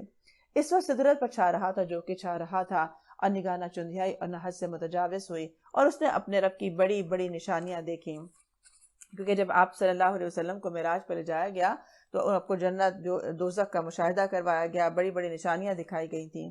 اب ذرا بتاؤ تم نے کبھی اس لات اور اس عزا اور تیسری ایک اور دیوی منات کی حقیقت پر کچھ غور بھی کیا ہے؟ کیا بیٹے تمہارے لیے اور بیٹیاں اللہ کے لیے؟ یہ تو بڑی ہی دھاندلی کی تقسیم ہوئی ہے۔ دراصل یہ کچھ نہیں ہے مگر بس چند نام ہے جو تم نے اور تمہارے باپ دادا نے رکھ لیے ہیں۔ اللہ نے ان کے لیے کوئی سند ناصل نہیں کی ہے۔ حقیقت یہ ہے کہ لوگ محض وہم اور گمان کی پیروی کر رہے ہیں اور خواہشات نفس کے مرید بنے ہوئے ہیں، حالانکہ ان کے رب کی طرف سے ان کے پاس ہدایت آ چکی ہے۔ کیا انسان جو کچھ چاہے اس کے لیے وہی حق ہے؟ دنیا اور آخرت کا مالک تو اللہ ہی ہے۔ اصل بات کیا ہے کہ یہ جو باپ دادا کی پیروی ہے یا اپنے نفس کی پیروی ہے یا بتوں کی پیروی، کوئی بھی جو جس کی پیروی کر رہا ہے آج بھی، تو وہ کیا ہے اصل میں؟ وہ اپنی خواہشات نفس کے مرید بنے ہوئے ہیں۔ ہم جو یہ کہتے ہیں نا لوگ کیا، اصل میں ہمیں لوگوں کی پرواہ نہیں ہے، اصل میں ہم اپنی ذات میں خواہشات کے غلام بنے ہوئے ہوتے ہیں۔ اصل میں وہ ہمیں اپنا خود کرنے کا دل چاہتا ہے، تو جب ہمارا کرنے کا دل چاہتا ہے تو ہم جواز پھر باہر سے تلاش کر لیتے ہیں۔ میرے میاں نہیں مانتے، وہ ہمارا گھر کا ماحول ایسا نہیں ہے، بس کیا کریں، لوگوں کو جواب دینا ہوتا ہے، بس کیا کریں، رسم و رواج ہیں۔ تو اصل بات یہ جو جہاں بتا دی گئی کہ وہ محض گمان کی پیروی کرتے ہیں اور خواہشات نفس کے پیچھے چلنے والے ہیں۔ تو کیا فرمایا جا رہا ہے کہ کیا انسان کے لیے وہی حق ہے بس جو اس کا دل چاہے؟ جیسے ہم کہتے ہیں نا کہ جو آپ کا دل چاہتا ہے آپ سمجھتے ہیں کہ بس وہی ہونا چاہیے۔ ایسی بات ہے کیا بچے کی آپ ہر بات مان لیتے ہیں؟ وہ تو چاہتا ہے سارا دن کھیلتا رہے، وہ تو چاہتا ہے کہ اسکول نہ جائے، تعلیم حاصل نہ کرے، لیکن کیا ہم اس کو اس کی خواہشات پر چھوڑ دیتے ہیں؟ تو ایسا نہیں ہوتا، کیونکہ ہم اس کی جو بھلائی چاہتے ہیں اس میں بعض دفعہ مشکلات اس کی بھلائی میں لکھی ہوتی ہیں۔ اسکول جانا، پڑھائی کرنا اس کے لیے مشکل ضرور ہے، لیکن اس کی آخرت کے لیے، اس کے آخری انجام کے لیے وہ بہتر ہے۔ تو اسی لیے اللہ سبحانہ وتعالیٰ نے جو کچھ ہمارے لیے احکامات دیے ہیں وہ سب ایسے ہیں کہ جو بظاہر اس میں اگر تھوڑی بہت زحمت ہے بھی، لیکن اس کا انجام بہترین ہے۔ آسمانوں میں کتنے ہی فرشتے موجود ہیں، ان کی شفاعت کچھ بھی کام نہیں آ سکتی ہے جب تک کہ اللہ کسی ایسے شخص کے حق میں اس کی اجازت نہ دے جس کے لیے کوئی عرضدات سننا چاہے اور اس کو پسند کرے۔ مگر جو لوگ آخرت کو نہیں مانتے وہ فرشتوں کو دیویوں کے ناموں سے موسوم کر لیتے ہیں، حالانکہ اس معاملے کا کوئی علم انہیں حاصل ہی نہیں ہے۔ وہ محض گمان کی پیروی کر رہے ہیں اور حق گمان کی جگہ کچھ بھی کام نہیں دے سکتا ہے۔ یعنی ہمارے جتنی مرضی ہو کہ میرے خیال میں اسلام میں اتنی سختی نہیں ہے اور میرے خیال میں ہم جو کچھ بھی کر لیں اللہ غفور الرحیم ہے، تو اسلام اور شریعت جو ہے وہ خیالات یا گمان کا مجموعہ نہیں ہے، اس کے اندر ایک حق ہے، اور جو حق ہے اسی کا معیار ہے جو کہ ہر دور میں رہا ہے۔ اسی لیے جو لوگ گمان پر چلتے رہے، آپ دیکھیں کہ ان قوموں کا کیا انجام ہوا۔ بس اے نبی صلی اللہ علیہ وسلم، جو شخص ہمارے ذکر سے منہ پھیرتا ہے اور دنیا کی زندگی کے سوا اسے کچھ مطلوب نہیں ہے، اسے اس کے حال پر چھوڑ دو۔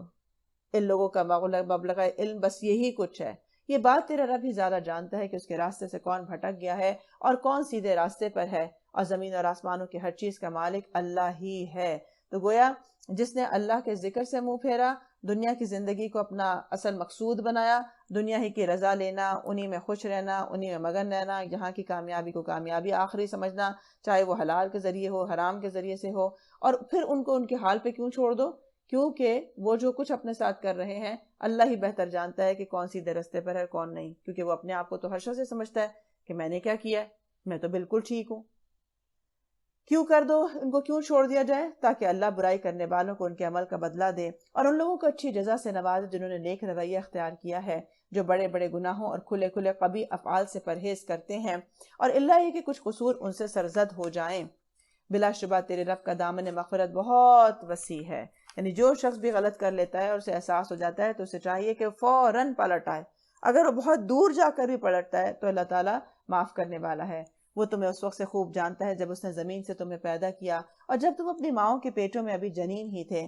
بس اپنے نفس کی پاکی کے دعوے نہ کیا کرو، وہی بہتر جانتا ہے کہ کون واقعی متقی ہے۔ ہائی لائٹ کر لیں، کیونکہ ہمارا اپنا بنایا ہوا جو معیار ہے تقویٰ کا یا نیکی کا وہ کافی نہیں ہے۔ یہ اللہ سبحانہ وتعالیٰ بتائیں گے کہ اصل تقویٰ کس کے اندر ہے، کیونکہ اس کے اندر نیت بھی شامل ہے، عمل بھی شامل ہے، پھر اسی طرح استقامت شامل ہے، پھر یہ دیکھنے کے کہا ہے کہ جو انسان عمل کر رہا تھا وہ کتنا شریعت کے عین مطابق تھا، پھر کتنی مشکل سے کر رہا تھا، پھر کتنی ملامت سہنے کے بعد بھی اسی عمل کو کر رہا تھا. تو گویا تقوی ایک ایسی چیز ہے جس کا سرٹیفکیٹ جو ہے وہ اللہ کے سوا کوئی جاری کر نہیں سکتا. ہر گاؤن اسکارف پہننے والا، ہر داڑھی رکھنے والا تقوی کا دعویٰ نہیں کر سکتا، کیونکہ یہ ایک ایسی چیز ہے کہ جو ایک اندر کا نفس ہے اور ظاہر میں اس کا عمل بتا دیتا ہے کہ کون واقعی اللہ تعالیٰ سے ڈرنے والا ہے. محمد بن عمر بن عطا فرماتے ہیں میں نے اپنی بیٹی کا نام برہ رکھا تو مجھ سے زینب بنت ابو سلمہ نے فرمایا کہ رسول اللہ صلی اللہ علیہ وسلم نے اس نام سے منع فرمایا ہے. خود میرا نام بھی برہ تھا، جس پر آپ نے فرمایا کہ تم اپنی برتری اور اپنی پاکی آپ بیان نہ کرو. برہ ہوتا ہے نا نیکی کو کہا گیا. تو فرمایا کہ تم میں سے نیکی والوں کا علم مکمل طور پر صرف اللہ کو ہے. لوگوں نے کہا کہ پھر ہم اس کا کیا نام رکھیں؟ تو آپ نے فرمایا کہ اس کا نام زینب رکھ لو. گویا کہ اپنی پاکی، اپنی بڑائی، اپنا تقویٰ خود سے بیان کرتے نہیں رہنا چاہیے اٹھتے بیٹھتے. جیسے بعض دفعہ کچھ لوگ یہی ذکر کرتے رہتے ہیں، ہم بس صبح اٹھتے ہیں، پھر تہجد پڑھتے ہیں، پھر اشراق تک بیٹھے ہوئے تسبیحات چلتی رہتی ہیں میری، تو اتنے قرآن ختم کر لیتے ہیں، پھر ہم تو یہ سارے کچھ کرتے ہیں، اور اللہ کا شکر ہے ہم نے تو کبھی کوئی گناہ کیا ہی نہیں، ہم تو بس نیکی کی زندگی گزار رہے ہیں. تو یہ جو دعویٰ ہے یہ خود ہی اپنے آپ میں سچا نہیں ہوتا، کیونکہ تقویٰ والے جو تھے جن سے اللہ راضی ہوا، رضی اللہ تھے، وہ تو اپنے محاسبے کر رہے ہیں، وہ تو راتوں کو رو رہے ہیں، اپنے نفس کو مخاطب کر رہے ہیں اور اس کو سیدھا رکھنے کی کوششیں کر رہے ہیں. آخری وقت تک حضرت عمر رضی اللہ عنہ ہیں، جب آپ کا وصال ہو رہا ہے، آپ کی شہادت ہو رہی ہے، تو آپ کہتے جاتے ہیں کہ میرا گال زمین پہ رکھ دو، اور کہتے جاتے ہیں کہ عمر ہلاک ہوا اگر اللہ نے اسے معاف نہ کیا، عمر ہلاک ہوا اگر اللہ نے اسے معاف نہ کیا. تو کون ہے کہ پھر وہ تقویٰ کا دعویٰ کرے اور یہ سمجھے کہ ہماری 5 نمازیں ہمیں متقی بنانے کے لیے کافی ہیں؟ پھر اے نبی صلی اللہ علیہ وسلم، تم نے اس شخص کو بھی دیکھا جو اللہ کی راہ سے پھر گیا اور تھوڑا سا دیکھ کر رک گیا. کیا اس کے پاس غیب کا علم ہے کہ وہ حقیقت کو دیکھ رہا ہے؟ کیا اسے ان باتوں کی کوئی خبر نہیں پہنچی جو موسیٰ علیہ السلام کے صحیفوں اور اس ابراہیم علیہ السلام کے صحیفوں میں بیان ہوئی ہیں، جس نے وفا کا حق ادا کر دیا تھا؟ یعنی ایک ہے بس تھوڑا سا زکوٰۃ دے دی، وہ بھی مارے باندھے دے دی، حساب لگایا کچھ نہ لگایا اور چٹی سمجھ کے دے دی، چلو دیا. پھر جب صدقات کی باری آئی یا جن لوگوں کا حق ہے ہمارے مال کے اندر، اس کی جب دینے کی باری آئی تو حساب کتاب شروع ہو گیا کہ ہمارا تو اتنا کم ہو جائے گا، یا اگر ہم نے دے دیا تو ہمارا تو اپنا سٹینڈرڈ کم ہو جائے گا. تو یہ ہے وہ کمپیریزن کہ ایک وہ شخص ہوتا ہے کہ جس کو اللہ نے بہت کچھ دے رکھا ہے، سب کچھ ہے اس کے پاس، لیکن جو دینے کے لیے اس کے اندر تقویٰ نہیں. اور ایک وہ شخص ہے کہ جس کے پاس کچھ بھی نہیں تھا، جیسے انبیاء علیہ السلام تھے کہ ہجرتیں بھی کی اور فاقے بھی کاٹے، سب کچھ کیا، لیکن ان کے پاس جو تھوڑا بہت بھی تھا وہ سب کچھ دین کی خاطر لگا دیا اور اللہ کے راستے میں پیش کر دیا اور وفا کا حق ادا کر دیا. خوبصورت جملہ ہے کہ اللہ سبحانہ وتعالیٰ کسی کو یہ کہیں، بندہ ہونے کے ناطے انسان تو اللہ کا حق ادا کر ہی نہیں سکتا، لیکن اللہ سبحانہ وتعالیٰ کسی کو یہ کہہ دیں، ابراہیم علیہ السلام کو کہہ دیں کہ اس نے وفا کا حق ادا کر دیا، تو یہ ہے اصل وفاداری اور یہ ہیں بے وفائیاں کہ اللہ سبحانہ وتعالیٰ کے ساتھ تعلق بھی ہونا لیکن شکرانے کہیں اور ہونا، دھیان کہیں اور ہونا، دل کہیں اور ہونا، اور ساری زندگی اپنے آپ کو نیک سمجھتے رہنا. یہ کہ کوئی بوجھ اٹھانے والا دوسرے کا بوجھ کبھی نہیں اٹھائے گا. کیا ان باتوں کی خبر نہیں پہنچی ان لوگوں کو؟ کیونکہ ہم دوسروں کی خاطر جو زندگی گزار رہے ہیں معاشرے میں، تو کوئی کسی کا بوجھ نہیں اٹھائے گا. آج تو ہوتا ہے نا کہ اس لیے یہ کام اس لیے نیکی پہ نہ کرو، شریعت پہ اس لیے نہ چلو، لوگ کیا کہیں گے، لوگ سمجھیں گے ہم مولوی بن گئے ہیں. تو یاد رہے کہ کل کوئی کسی کی ذمہ داری نہیں اٹھا رہا ہوگا کہ اس وقت پتہ چلے کہ اچھا ہم نے تو ان کی خاطر زندگی ایسی گزار دی اور آج وہی ہم سے بیزار ہیں. اور یہ کہ انسان کے لیے کچھ نہیں ہے مگر وہ جس کی اس نے صحیح کی ہوگی، جس کی اس نے کوشش کی گئی ہوگی. کون سی کوشش؟ جو اس نے اپنے عمل میں کوشش کی، اپنے اقوال میں کوشش کی، اللہ کو راضی کرنے کی کوشش کی، اپنے تمام معاملات کو سیدھا رکھا، تو اس کی جو دن رات لمحے لمحے کی کوشش ہوگی اس سے صرف اس کا اجر ملے گا. نہ کوئی ہمیں کوئی ماں باپ یا کوئی اور ولی اللہ، نہ کوئی اولیاء کرام، نہ کسی اور کی قربت ہمیں بچا سکتی ہے، نہ ہمارے ان کے اعمال ہماری نیکیوں میں اضافہ کرنے کا ذریعہ بن سکتے ہیں. تو ہر انسان جو ہے وہ صرف اپنی کمائی کے بدلے میں ہی اجر پائے گا، اور یہ کہ اس کی کوشش ان قریب دیکھی جائے گی اور اس کی پوری جزا اسے دے دی جائے گی. یہ بھی نہیں ہے کہ اچھا ہم نے کوشش تو پوری کی تھی، جزا اتنی کم کیوں ملی ہے. نہیں، اللہ سبحانہ وتعالیٰ کیا فرماتے ہیں کہ فَمَن يَعْمَلْ مِثْقَالَ ذَرَّةٍ خَيْرًا يَرَهُ اور ذرۃ شرًا یرہ. جو ذرہ بھی کسی نے کیا ہوگا وہ اسے دیکھے گا، وہ اسے پائے گا، وہ اس کا ریوارڈ اس کو ملے گا. تو اس لیے یہ تو ہم کہہ ہی نہیں سکتے کہ ہمارے ساتھ کوئی ظلم ہوگا، لہٰذا چھوٹی سے چھوٹی نیکی کو بھی جانے نہ دیں.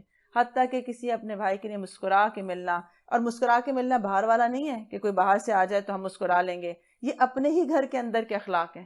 جو ہمیں دن رات یہ نیکیاں 24 گھنٹے ملی ہوئی ہوتی ہیں کہ کسی کی دلجوئی کر دینا، کسی کو اچھا جملہ کہہ دینا، کسی کو خوش کر دینا، کسی کے ساتھ نرمی سے بات کر لینا، کسی کو درگزر کر دینا، کسی کی خدمت کر دینا، کتنی ایسی نیکیاں جو 24 گھنٹے ہمارے ارد گرد ہوتی ہیں، اور ہم صرف ایک غیر کیونکہ شعوری زندگی گزارتے ہیں، اس لیے ہم اس کو تو نیکی سمجھتے ہی نہیں ہیں۔ اور یہ کہ آخرکار پہنچنا تیرے رب ہی کے پاس ہے، اور یہ کہ اسی نے ہنسایا اور اسی نے رلایا ہے، اور یہ کہ اسی نے موت دی اور اسی نے زندگی بخشی ہے، یہ کہ اسی نے نر اور مادہ کا جوڑا پیدا کیا ایک بوند سے جب وہ ٹپکائی جاتی ہے، اور یہ کہ دوسری زندگی کا بخشنا بھی اسی کے ذمے ہے، اور یہ کہ اسی نے غنی کیا اور اسی نے جائیدادیں بخشی ہیں، اور یہ کہ وہی شعراء کا رب بھی ہے، اور یہ کہ اسی نے عاد اولا کو ہلاک کیا اور سمود کو ایسا مٹایا کہ ان میں سے کوئی باقی نہیں چھوڑا، اور ان میں سے قوم نوح کو تباہ کر دیا کیونکہ وہ تھے ہی سخت ظالم اور سرکش لوگ، اور آندھی گرنے والی بستیوں کو اٹھا پھینکا، پھر چھا دیا ان پر وہ کچھ جو تم جانتے ہی ہو کہ کیا چھا دیا تھا، کیونکہ جو ان کے پر عذاب آئے تھے وہ کس طرح سے آئے تھے، حالانکہ وہ اس وقت کیا سمجھتے تھے، یہ سب ہمارا اور ہماری مرضی، میں اور میری مرضی اس وقت تو لگتی تھی، لیکن آخرکار جب وقت آیا تو لوگوں کے ساتھ یہ سب کچھ ہوا۔ اب کتنی خوبصورت بات ہے یہاں پر کہ اسی نے ہنسایا اسی نے رلایا۔ ہماری زندگی میں جو خوشی کے مواقع ہیں وہ اللہ سبحانہ تعالیٰ کے فضل ہیں، اور جو رونے کا ہے وہ بھی اللہ تعالیٰ کی طرف سے ہی آتا ہے۔ لہٰذا جتنے بھی سچویشنز ہیں ہماری زندگی میں، جو ہمارا زندگی میں پیٹرن سیٹ ہے، وہ سب اسکرپٹڈ ہے، وہ سب لکھا ہوا ہے، ہمارے نصیب ہیں، ہماری تقدیر میں لکھا ہوا ہے کہ ایسا اور ایسا ہوگا۔ اسی طرح سے فرمایا گیا کہ جو اللہ نے تمہیں غنی کیا اور اسی نے تمہیں جائیدادیں عطا کی۔ ہم کیا سمجھتے ہیں، ہم کس خوش فہمی میں ہیں؟ یہ ہماری ذہانت کا نتیجہ ہے، یہ تو ہماری محنت سے ہمیں ملا ہے، اور یہ تو ہم تو ہیں ہی جدی پشتی امیر، یہ تو ہمارا حق ہے، جبکہ یہ اللہ سبحانہ تعالیٰ کی طرف سے ہے، اور ہر نعمت آزمائش ہے، وہ نعمت کا ہونا بھی آزمائش ہے اور نہ ہونا بھی آزمائش ہے۔ نہ ہونے میں تو ہمیں نظر آتا ہے کہ وہ آزمائش ہے، لیکن میجورٹی نعمتوں کے ہونے کو بھول جاتی ہے کہ یہ اس سے بھی بڑی آزمائش ہے، کیونکہ انسان اس میں سے ایمان کو برقرار رکھنا مشکل ہو جاتا ہے۔ بس اے مخاطب، اپنے رب کی کن کن نعمتوں میں تم شک کرو گے؟ یہ ایک تنبیہ ہے پہلے سے آئی ہوئی تنبیہات میں سے، آنے والی گھڑی قریب آ لگی ہے، اللہ کے سوا کوئی اس کو مٹانے والا نہیں ہے۔ اب کیا یہی وہ باتیں ہیں جن پر تم اظہار تعجب کرتے ہو، ہنستے ہو اور روتے نہیں ہو، اور گا بجا کر انہیں ٹال دیتے ہو؟ جھک جاؤ اللہ کے آگے اور بندگی بجا لاؤ۔ تو یہی بات ہے کہ یہ سب چیزیں جتنی بھی ہیں، یہ ایسی چیزیں ہیں کہ انسان کو اس پر رونا چاہیے، اپنے اعمال پر ان پر رونا چاہیے جو اسے آخرت کے خسارے کی طرف لے جا رہے ہیں۔ اور اسی نے آتا ہے کہ جو شخص ایمان لاتا ہے اور حقیقت جان جاتا ہے، وہ اپنے اعمال کا محاسبہ کر کے خود اس کے اندر وہ ڈر پیدا ہو جاتا ہے۔ یہ جو ڈر ہے یہ آخرت کی یاد کے یقین سے پیدا ہوتا ہے۔ اسی لیے آتا ہے نا، صالحین کے لیے آتا ہے کہ وہ آخرت کی یاد میں جیا کرتے تھے، کیونکہ ہر عمل اور ہر قول کو پہلے جانچ لیا کرتے تھے کہ اس کا آخرت میں نتیجہ کیا ہوگا میرے ساتھ، تو جو نتیجہ ہوتا تھا پھر اس کے مطابق چلتے تھے۔ اگر نتیجہ دیکھ لیا کہ یہاں پر بدلہ لینے میں زیادہ درگزر کرنا میرے لیے آخرت میں بھلائی کا سبب بنے گا، تو وہ بدلہ نہیں لیں گے، چاہے کتنا ہی بدلہ لینے پر قادر کیوں نہ ہو، وہ درگزر کا فیصلہ کریں گے، کیونکہ یہ ان کی آخرت کے لیے بہتر ہے۔ تو یہ ہے سمجھداری انسان کی، یہ ہے اصل تقویٰ، یہ ہے اصل اطاعت اور بندگی کی زندگی، کہ انسان وہ کرے جیسا کہ اللہ تعالیٰ نے اسے کرنے کا حکم دیا ہے۔ سورۃ القمر۔ بسم اللہ الرحمن الرحیم۔ اقتربت الساعة وانشق القمر وإن يروا آية يعرضوا ويقولوا سحر مستمر وكذبوا واتبعوا أهواءهم وكل أمر مستقر۔ بسم اللہ الرحمن الرحیم۔ قیامت کی گھڑی قریب آ گئی اور چاند پھٹ گیا، مگر ان لوگوں کا حال یہ ہے کہ خواہ کوئی نشانی دیکھ لیں منہ موڑ جاتے ہیں اور کہتے ہیں کہ یہ تو چلتا ہوا جادو ہے۔ انہوں نے اس کو بھی جھٹلا دیا اور اپنی خواہشات نفس ہی کی پیروی کی۔ ہر معاملے کو آخرکار ایک انجام پر پہنچ کر رہنا ہے۔ ہائی لائٹ کر لیں، ہر جگہ جہاں جھٹلانے کی بات آ رہی ہے، جہاں منہ موڑنے کی بات ہے، وہاں پر اس کی ریزن جو بتائی گئی ہے وہ ہے خواہشات کی پیروی کرنا۔ انہوں نے خود ہی ایک معجزے کا مطالبہ کیا، تو اور آپ صلی اللہ علیہ وسلم جب اشارہ کیا تو چاند 2 ٹکڑے ہو گیا، لیکن اس کے اوپر بھی انہوں نے کیا کہا کہ یہ تو ایک چلتا ہوا جادو ہے، اور پھر وہی کیا جو کہ اپنی مرضی کرنا چاہتے تھے کہ ایمان لا کر نہیں دیا۔ گویا خواہشات نفس کی پیروی کرنا ہر معاملے کے اندر انسان کو حق سے دور کرنے کا ذریعہ بن جاتا ہے۔ تو دیکھیں کہ میری خواہشات مجھے کہاں لے کر جاتی ہیں، کیا میری خواہشات حق کے مطابق ہیں؟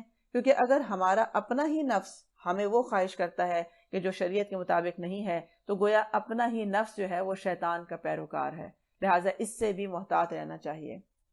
ان لوگوں کے سامنے پچھلی قوموں کے وہ حالات آ چکے ہیں جن میں سرکشی سے باز رکھنے کے لیے کافی سامان عبرت موجود ہے، اور ایسی حکمت جو نصیحت کے مقصد کو بدرجہ عتم پورا کرتی ہے، مگر تنبیہات ان پر کارگر نہیں ہوتی ہیں۔ بس اے نبی صلی اللہ علیہ وسلم، ان سے رخ پھیر لو۔ جس روز پکارنے والا ایک سخت ناگوار چیز کی طرف پکارے گا، لوگ سہمی ہوئی نگاہوں کے ساتھ اپنی قبروں سے اس طرح نکلیں گے گویا کہ وہ بکھری ہوئی ٹڈیاں ہیں، پکارنے والے کی طرف دوڑے جا رہے ہوں گے، اور وہی منکرین جو دنیا میں اس کا انکار کرتے تھے اس وقت یہ کہیں گے کہ یہ دن تو بڑا ہی کٹھن دن ہے۔ ان سے پہلے نوح علیہ السلام کی قوم جھٹلا چکی ہے، انہوں نے ہمارے بندے کو جھوٹا قرار دیا اور کہا کہ یہ دیوانہ ہے، اور وہ بری طرح جھڑکا گیا۔ آخرکار اس نے اپنے رب کو پکارا کہ میں مغلوب ہوں، اب تو ان سے انتقام لے لے۔ تب ہم نے موسیدار بارش سے آسمان کے دروازے کھول دیے، زمین کو پھاڑ کر چشموں میں تبدیل کر دیا۔ یہ سارا پانی اس کام کو کرنے کے لیے مل گیا جو مقدر ہو چکا تھا، اور نوح کو ہم نے ایک تختوں اور کیروں والی پر سوار کر دیا جو ہماری نگرانی میں چل رہی تھی۔ یہ تھا بدلہ اس شخص کی خاطر جس کی ناقدری کی گئی تھی۔ ہائی لائٹ کر لیں، دین کی ناقدری، دین والوں کی ناقدری، کسی بھی اللہ کے احکامات کی ناقدری، قرآن کی ناقدری، یہ سب کیا ہے؟ نماز کی ناقدری، یہ سب کیا ہے کہ اس کا بدل دینا ہوگا۔ اور اس کا بدلہ اللہ تعالیٰ کیوں لیتے ہیں؟ کیونکہ یہ اللہ کا دین ہے، اور جو اس کی ناقدری کرے گا اس کا بدلہ اللہ تعالیٰ خود لیتے ہیں۔ اس لیے جس نے اس نبی کی ناقدری کی ان سب کے ساتھ بدلہ کیا لیا گیا کہ وہ جو طوفان آیا، جو بارش ہوئی، جو کہ سب سیلاب آیا، اس میں سب بہا دیے گئے۔ اب اس کشتی کو ہم نے ایک نشانی بنا کر چھوڑ دیا۔ پھر ہے نصیحت قبول کرنے والا؟ دیکھ لو کہ کیسا تھا میرا عذاب اور کیسی تھی میری تنبیہات۔ ہم نے اس قرآن کو نصیحت کے لیے آسان ذریعہ بنا دیا ہے، پھر کیا ہے کوئی نصیحت قبول کرنے والا؟ اب اللہ تعالیٰ خود ہی فرما رہے ہیں کہ اس قرآن کو ہم نے آسان کیا ہے اور نصیحت آمیز بنایا ہے۔ اور کیوں بنایا ہے؟ تاکہ لوگ آسانی کے ساتھ نصیحت قبول کرنے والے ہوں۔ اسی لیے آپ دیکھیں کہ قرآن کو کوئی شخص عام بھی پڑھے، جیسے کہ ابھی ہم پڑھ رہے ہیں، اس میں ہم کوئی بہت دقیق چیزیں نہیں دیکھ رہے، لیکن کون سی ایسی بات ہے کہ جو واضح نہ ہو کہ انسان کو زندگی گزارنے کے لیے کیا کرنا چاہیے اور کیا نہیں ہونا چاہیے، معاملات کیسے ڈیل کرنے چاہیے، اللہ کا حق کیسے دینا چاہیے، پھر کون سی ایسی چیز ہے جو انسان کو عذاب میں مبتلا کر سکتی ہے، کون سی چیز نجات دلانے والی ہے، ہر چیز بالکل سادگی سے اور کلیئر بتا دی گئی ہے۔ اور اسی نے کہا کہ قرآن آسان ہے، اصل بات یہ ہے کہ نصیحت قبول کرنے والے دل ہونے چاہیے۔ ہم نے حفظ کے لیے آسان کر دیا اس قرآن کو، اسی لیے جو شخص حفظ کرنے کی نیت سے اس کو پڑھتا ہے اللہ تعالیٰ اس کے اوپر کھول دیتے ہیں۔ اب اسی لیے ہم جو چیزیں ہم نے یاد کی، جیسے ہم کہتے ہیں کہ آخری ہمیں صورتیں یاد ہیں، تو کیسے یاد کی تھی؟ وہ جب یاد کرنے کی نیت سے کی تھی تو وہ یاد ہوتی ہیں۔ تو اس لیے جو چیز ہم نیتاً کرتے ہیں بیسیکلی وہ آسان ہو جاتی ہے۔ پھر اسی طرح جو اس سے نصیحت لینا چاہے گا اس کو پڑھیں، اور اس لیے پڑھیں مجھے اپنا عمل بدلنا ہے، اور پھر نشان لگاتے جائیں میرے اندر یہ بری عادت ہے مجھے نکالنی ہے، اور جو قرآن کہہ رہا ہے وہ ڈالنی ہے، تو آپ دیکھیں اللہ تعالیٰ آپ کے لیے آسان کر دیں گے۔ اسی طرح اگر دل میں کوئی ایسی چیز ہے جو رکاوٹ بن رہی ہے، اپنے نفس کے اندر بن رہی ہے، تو اس چیز کو بھی جب اس کے ذریعے سے دور کریں گے تو اللہ تعالیٰ اس کو آسان کر دیں گے۔ لہٰذا اصل بات یہ ہے کہ آسانی اس کے لیے ہے، ہدایت اور رحمت اس کے لیے ہے جو اس پر ایمان لاتے ہیں اور عمل کرتے ہیں۔ اللہ تعالیٰ کا فرمان ہے کہ اے نبی صلی اللہ علیہ وسلم، آپ اس کو جلدی یاد کرنے کے لیے اپنی زبان کو حرکت نہ دیں، اس کا جمع کرنا، زبان پر جاری کرنا، پڑھنا ہمارے ذمے ہے، اور آپ اس کی پیروی کریں اور اسے واضح کرنا ہمارے ذمے ہے۔ گویا کہ قرآن ایک ایسی چیز ہے جس کا ذمہ کیونکہ اللہ تعالیٰ نے لیا ہے، لہٰذا اس کو جب آپ سمجھنے کی کوئی کوشش کرے تو اللہ تعالیٰ اس کے اوپر اس کے اسرار کھول دیتا ہے، اور جو جتنا زیادہ تدبر کرتا ہے، جو جتنا زیادہ عمل کی نیت کرتا ہے، اللہ اس کے لیے آسان کرتا چلا جاتا ہے۔ عاد نے جھٹلایا تو دیکھ لو کہ کیسا تھا میرا عذاب اور کیسی تھی میری تنبیہات۔ ہم نے ایک پہم نحوست کے دن سخت طوفانی ہوا ان پر بھیج دی جو لوگوں کو اٹھا کر اس طرح سے پھینک رہی تھی جیسے وہ جڑ سے اکھڑے ہوئے کھجور کے تنے ہوں۔ بس دیکھ لو کہ کیسا تھا میرا عذاب اور کیسی تھی میری تنبیہات۔ ہم نے اس قرآن کو نصیحت کے لیے آسان ذریعہ بنا دیا ہے، پھر ہے کوئی نصیحت قبول کرنے والا؟ تو تو ہم سب کہیں کہ ہم ہیں نصیحت قبول کرنے والے. اللہ تعالی ہمارے دلوں کو نصیحت قبول کرنے کی توفیق عطا فرمائے، ہمارے کان کو نصیحت سننے والا بنائے، اور ہمیں وہ لوگ عطا کرے جو ہمیں اچھی نصیحت کرنے والے ہوں. سمود نے تنبیہات کو جھٹلایا اور کہنے لگے کہ ایک اکیلا آدمی جو ہم ہی میں سے ہے، کیا اب ہم اس کے پیچھے چلیں؟ اس کا اتباع ہم قبول کر لیں تو اس کے معنی یہ ہوں گے کہ ہم بہک گئے ہیں اور ہماری عقل ماری گئی ہے. کیا ہمارے درمیان بس ایک یہی شخص تھا جس پر اللہ کا ذکر نازل ہوا؟ نہیں، بلکہ یہ تو پرلے درجے کا جھوٹا اور برخود غلط ہے. ہم نے اپنے پیغمبر سے کہا کہ کل ہی انہیں معلوم ہوا جاتا ہے کہ کون پرلے درجے کا جھوٹا اور برخود غلط ہے. ہم اونٹنی کو ان کے لیے فتنہ بنا کر بھیج رہے ہیں. اب ذرا صبر کے ساتھ دیکھو کہ ان کا انجام کیا ہوتا ہے. ان کو جتا دینا کہ پانی ان کے اور اونٹنی کے درمیان تقسیم ہوگا اور ہر ایک اپنی باری کے دن پانی پر آئے گا. اور آخر کار ان لوگوں نے اپنے آدمی کو پکارا اور اس نے اس کام کا بیڑا اٹھایا اور اونٹنی کو مار ڈالا. پھر دیکھو کہ کیسا تھا میرا عذاب اور کیسی تھی میری تنبیہات. ہم نے ان پر بس ایک ہی دھماکہ کر کے چھوڑا اور وہ باڑے والے کی روندی ہوئی باڑھ کی طرح بھوس ہو کر رہ گئے. ہم نے اس قرآن کو نصیحت کے لیے آسان ذریعہ بنایا ہے. اب ہے کوئی نصیحت قبول کرنے والا؟ کیونکہ انسان نصیحت جو ہے ایک تو وہ ہے کہ جو سامنے کوئی کرتا ہے، اور ایک نصیحت وہ ہوتی ہے کہ جو انسان قرآن سے حاصل کرے. مثلا کسی کے پاس کوئی نہیں ہے نصیحت کرنے والا، تو وہ نصیحت کہاں سے لے گا؟ قرآن سے لے گا. قرآن کو کھولیں، قرآن میں پڑھیں، جہاں جو کہا جا رہا ہے وہ ہمارے لیے نصیحت ہی ہے. اور بہترین نصیحت کیوں ہے؟ کیونکہ حکیم و دانا کی طرف سے ہے، ہوش مندی کے لیے ہے، پھر اولو العزم لوگوں کے لیے ہے جو کہ جمنا چاہتے ہیں. پھر اسی طرح اللہ سبحانہ وتعالیٰ اس سے عقل کو بڑھا دیتے ہیں، دل کی کیپیسٹی زیادہ ہو جاتی ہے. جتنا آپ قرآن پڑھتے ہیں اور عمل کے لیے پڑھتے ہیں، آپ کے اندر ایک انرجی آتی ہے، ہاں میں کر سکتی ہوں، مجھے یہی کرنا ہے. اور جتنا انسان اس عمل کے نیت کو مضبوط کرتا ہے، اتنا زیادہ اسے آپ دیکھیں کہ پھر صحبتیں ویسی ملنے لگتی ہیں، پھر علم آنے لگتا ہے، پھر اس کے اندر ایک کنوکشن پیدا ہو جاتی ہے. تو یہ سب چیزیں کیا ہیں؟ اللہ کی مدد آ جاتی ہے اس کے لیے. لیکن اگر ہم قرآن پڑھیں اور یہ سوچ کے ساتھ ساتھ پڑھتے رہیں، آج کل کے دور میں نہیں ہو سکتا. ویسے میں تو بالکل نہیں کر سکتی، کر لیں گے جب بوڑھے ہو جائیں گے، لیکن ابھی تو فی الحال تو میں مشکل ہی ہے. تو جب ہماری نیت ہی نہیں ہوتی، ارادہ ہی نہیں ہوتا، کنوکشن ہی نہیں ہوتی، قوت ہی نہیں ہوتی اپنے اندر سے، تو پھر اس پر کیسے ہدایت مل سکتی ہے؟ کیسے ہو سکتا ہے؟ پھر ہم چاہے 3 قرآن کیوں نہ ایک دن میں ختم کر لیں، تو نصیحت و ہدایت کہاں سے ملے گی؟ کیونکہ وہ جو کیا بار بار آتا ہے کہ ہدایت اسے ملتی ہے جو ہدایت لینا چاہتا ہے، عمل اس کا بدلتا ہے جو عمل بدلنا چاہتا ہے. تو اصل دیکھنے کی بات یہ ہے کہ میری چاہت کیا ہے اس قرآن کے ساتھ؟ صرف ریڈنگ کرنا، صرف اس کی گرامر سمجھنا، صرف اس کو پیپر دینا، نمبر اچھے لینا؟ کیا ہے نیت؟ کیا ہے؟ لوط علیہ السلام کے قوم نے تنبیہات کو جھٹلایا اور ہم نے پتھراؤ کرنے والی ہوا اس پر بھیج دی. صرف لوط کے گھر والے سے محفوظ رہے. ان کو ہم نے اپنے فضل سے رات کے پچھلے پہر بچا کر نکال دیا. یہ جزا دیتے ہیں ہم ہر اس شخص کو جو شکر گزار ہوتا ہے. لوط علیہ السلام نے اپنی قوم کے لوگوں کو ہماری پکڑ سے خبردار کیا تھا، مگر وہ ساری تنبیہات کو مشکوک سمجھ کر باتوں میں ہی اڑاتے رہے. جیسے ہمیں بھی آج کوئی کہتا ہے کہ اس کا یہ عذاب ہے یا اس کی یہ سزا ہے، ہم کہتے ہیں وہ کوئی نہیں، اللہ غفور الرحیم ہے. یعنی ہم اس میں شک کیے رکھتے ہیں کہ ایسا نہیں ہوگا. لہٰذا یہ جو شک ہے دین کے اندر، اور یہ انسان کو اصل حقیقت کی طرف جب نہیں آنے دیتا، تو پھر وہ کیجول ہو جاتی ہے بات کہ پھر گناہ لگتا نہیں ہے. اور اس طرح کیا فرمایا کہ اللہ تعالیٰ شکر گزار لوگوں کو بچا لیا کرتا ہے. لہٰذا جیسے بھی حالات ہوں اس کے اندر شکر گزار رہنا. اور شکر گزاری کا مطلب کیا ہے کہ اس میں دیندار رہنا، یعنی اچھے برے حالات ہیں، تنگی کے ہیں، کچھ بھی ہیں، لیکن اللہ تعالیٰ کے اطاعت کے ساتھ رہنا جو ہے وہ اصل میں اللہ کی نجات کا ذریعہ بن جاتا ہے. پھر انہوں نے اسے اپنے مہمانوں کی حفاظت سے باز رکھنے کی کوشش کی. آخرکار ہم نے ان کی آنکھیں موند دی کہ چکھو اب میرے عذاب اور میری تنبیہات کا مزہ. صبح سویرے ہی کٹل عذاب نے ان کو آ لیا کہ چکھو مزہ اب میرے عذاب کا اور میری تنبیہات کا. ہم نے اس قرآن کو نصیحت کے لیے آسان ذریعہ بنا دیا ہے. بس ہے کوئی نصیحت قبول کرنے والا؟ کون سی نصیحت؟ جو قرآن میں لکھا ہوا ہے کوئی اسی کے مطابق زندگی گزارنے والا کہ جو کہا جا رہا ہے کیا جائے اور جو جس سے روکا جا رہا ہے وہ باز آ جائے. اور آل فرعون کے پاس بھی تنبیہات آئی تھیں، مگر انہوں نے ہماری ساری نشانی کو جھٹلا دیا. آخر کو ہم نے انہیں پکڑ لیا جس طرح کوئی زبردست قدرت والا پکڑتا ہے. کیا تمہارے کفار کچھ ان لوگوں سے بہتر ہیں، یا آسمانی کتابوں میں تمہارے لیے کوئی معافی لکھی ہوئی ہے، یا ان لوگوں کا کہنا یہ ہے کہ ہم ایک مضبوط جتھا ہے، اپنا بچاؤ کر لیں گے، عنقریب یہ جتھا شکست کھا جائے گا اور یہ سب پیٹ پھینک کر بھاگتے ہوئے نظر آئیں گے. بلکہ ان سے نبٹنے کے لیے اصل وعدے کا وقت تو قیامت ہے، اور وہ بڑی آفت اور زیادہ تلخ ساعت ہے. یہ مجرم لوگ در حقیقت غلط فہمی میں مبتلا ہیں اور ان کی تو عقل ماری گئی ہے. جس روز یہ منہ کے بل آگ میں گھسیٹے جائیں گے، اس روز ان سے کہا جائے گا کہ اب چکھو جہنم کی لپٹ کا مزہ. گویا انسان جب سرکش ہو جاتا ہے یا اپنے آپ کو بڑا چیز سمجھتا ہے، متکبر ہو جاتا ہے، مجرم ہو جاتا ہے، پھر عقل ماری جاتی ہے کیونکہ گھمنڈ کیا ہے، وہ کیا ہے، غرور کیا ہے، غرہ سے، اور غرہ کیا ہوتا ہے، دھوکا، یعنی انسان اپنے آپ سے دھوکا کھا رہا ہوتا ہے، دنیا سے دھوکا کھا رہا ہے۔ ہم نے ہر چیز ایک تقدیر کے ساتھ پیدا کی اور ہمارا حکم بس ایک ہی ہوتا ہے، اب پلک جھپکتے وہ عمل میں آ جاتا ہے۔ تم جیسے بہت سوں کو ہم ہلاک کر چکے ہیں، پھر ہے کوئی نصیحت قبول کرنے والا؟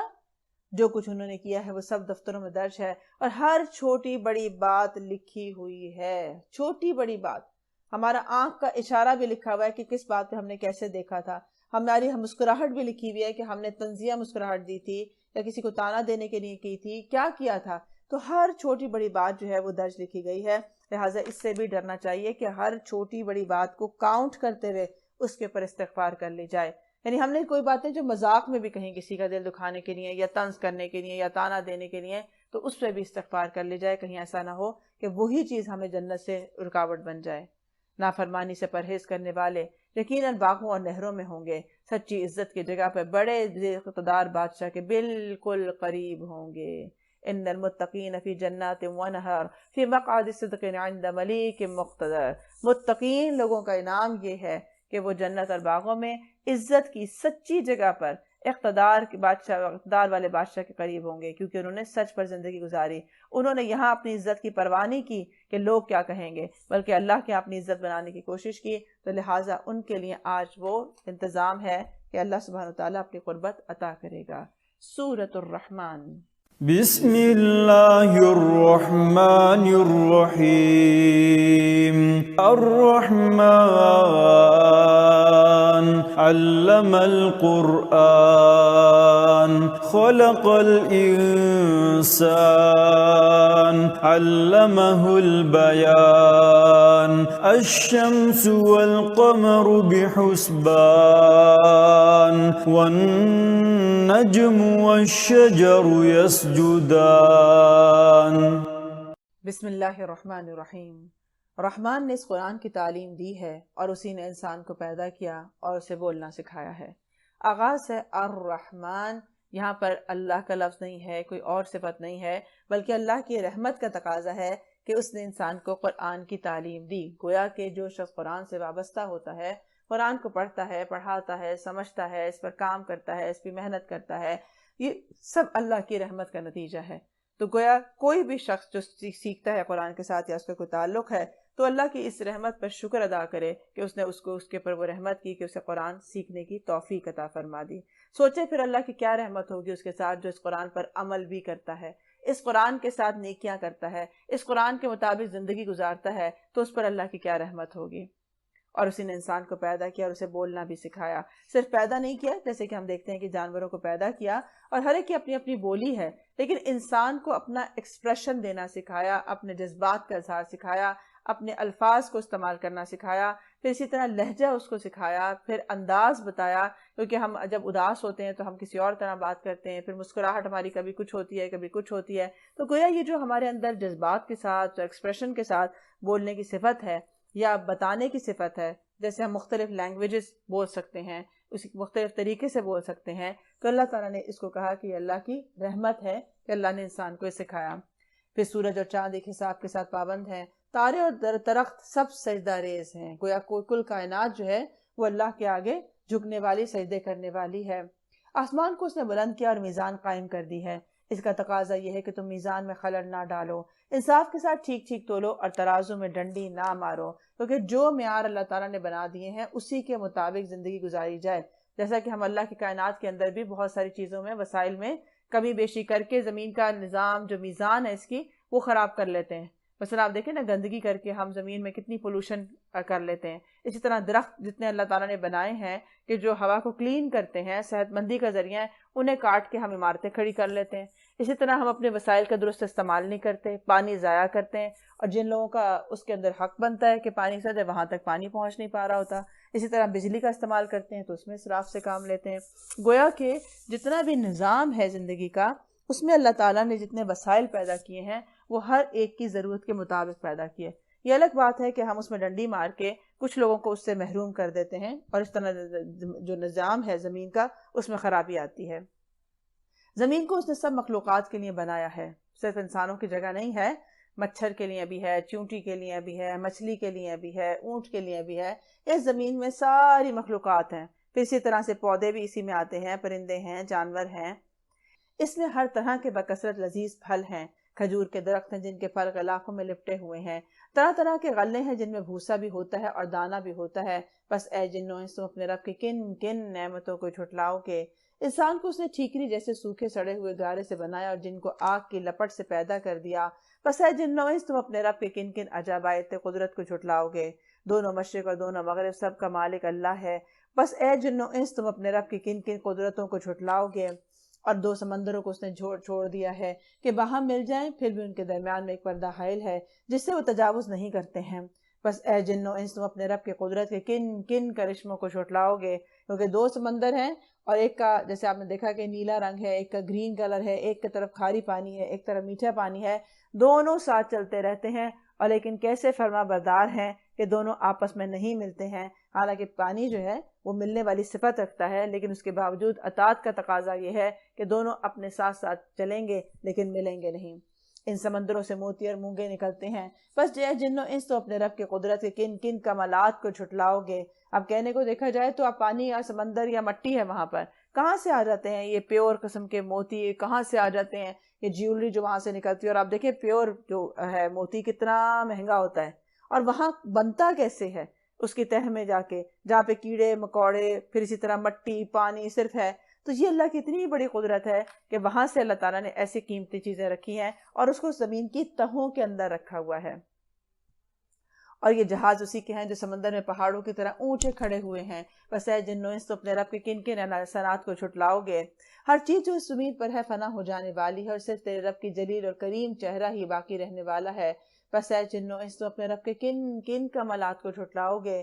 زمین اور آسمانوں میں جو بھی ہے سب اپنی حاجات اسی سے مانگ رہے ہیں اور ہر آن وہ نئی شان میں ہے. کل یومن ہوا فی شان، یعنی کہ اللہ تعالیٰ کی شان روزانہ کی بنیاد پر ہے، ہر لمحے میں نئی شان ہے. تو کوئی یہ نہ سوچے کہ اگر 20 سال تک میری کوئی دعا قبول نہیں ہوئی ہے یا میری کوشش اس طرف نہیں ہوئی تو ایسے اب بھی آئندہ بھی نہیں ہوگی. تو ہو سکتا ہے کہ جو 20 سال تک کام نہ ہوا ہو وہ آج آپ کریں اس کے لیے کوشش اور آج آپ دعا کریں تو وہ ہو جائے. لہٰذا اللہ سے مایوس نہیں ہونا چاہیے. بس اے جنوں انس، تو اپنے رب کی کن کن صفات حمیدہ کو جھٹلاؤ گے. اے زمین کے بوجھو، ان قریب ہم تم سے باز پوس کرنے کے لیے فارغ ہوئے جاتے ہیں، پھر دیکھ لیں گے کہ تم اپنے رب کے کن کن احسانات کو جھٹلاتے ہو. یعنی گروہ جن و انس جو ہیں وہ دونوں کا محاسبہ ہوگا، ان کا حساب لیا جائے گا. اے گروہ جن و انس، اگر تم زمین اور آسمانوں کی سرحدوں سے نکل کر بھاگ سکتے ہو تو بھاگ دیکھو. نہیں بھاگ سکتے، اس کے لیے بڑا ہی زور چاہیے. اپنے رب کی کن کن قدرتوں کو تم جھٹلاؤ گے. بھاگنے کی کوشش کرو گے تو تم پر آگ کا شعلہ اور دھواں چھوڑ دیا جائے گا جس کا تم مقابلہ نہیں کر سکو گے. اے جنوں انس، تو اپنے رب کی کن کن قدرتوں کا انکار کرو گے. پھر کیا بنے گی اس وقت جب آسمان پھٹے گا اور لال چمڑے کی طرح سرخ ہو جائے گا. اے جنوں انس، اس وقت تم اپنے رب کی کن کن قدرتوں کو جھٹلاؤ گے. اس روز کسی انسان اور کسی جس سے اس کا گناہ پوچھنے کی ضرورت نہیں ہوگی. پھر دیکھ لیا جائے گا کہ تم دونوں گروہ اپنے رب کے کن کن احسانات کا انکار کرتے ہو. مجرم وہاں اپنے چہروں سے پہچان لیے جائیں گے اور انہیں پیشانی کے بال اور پاؤں پکڑ پکڑ کر گھسیجا جائے گا. اس وقت تم اپنے رب کی کن کن قدرتوں کو جھٹلاؤ گے.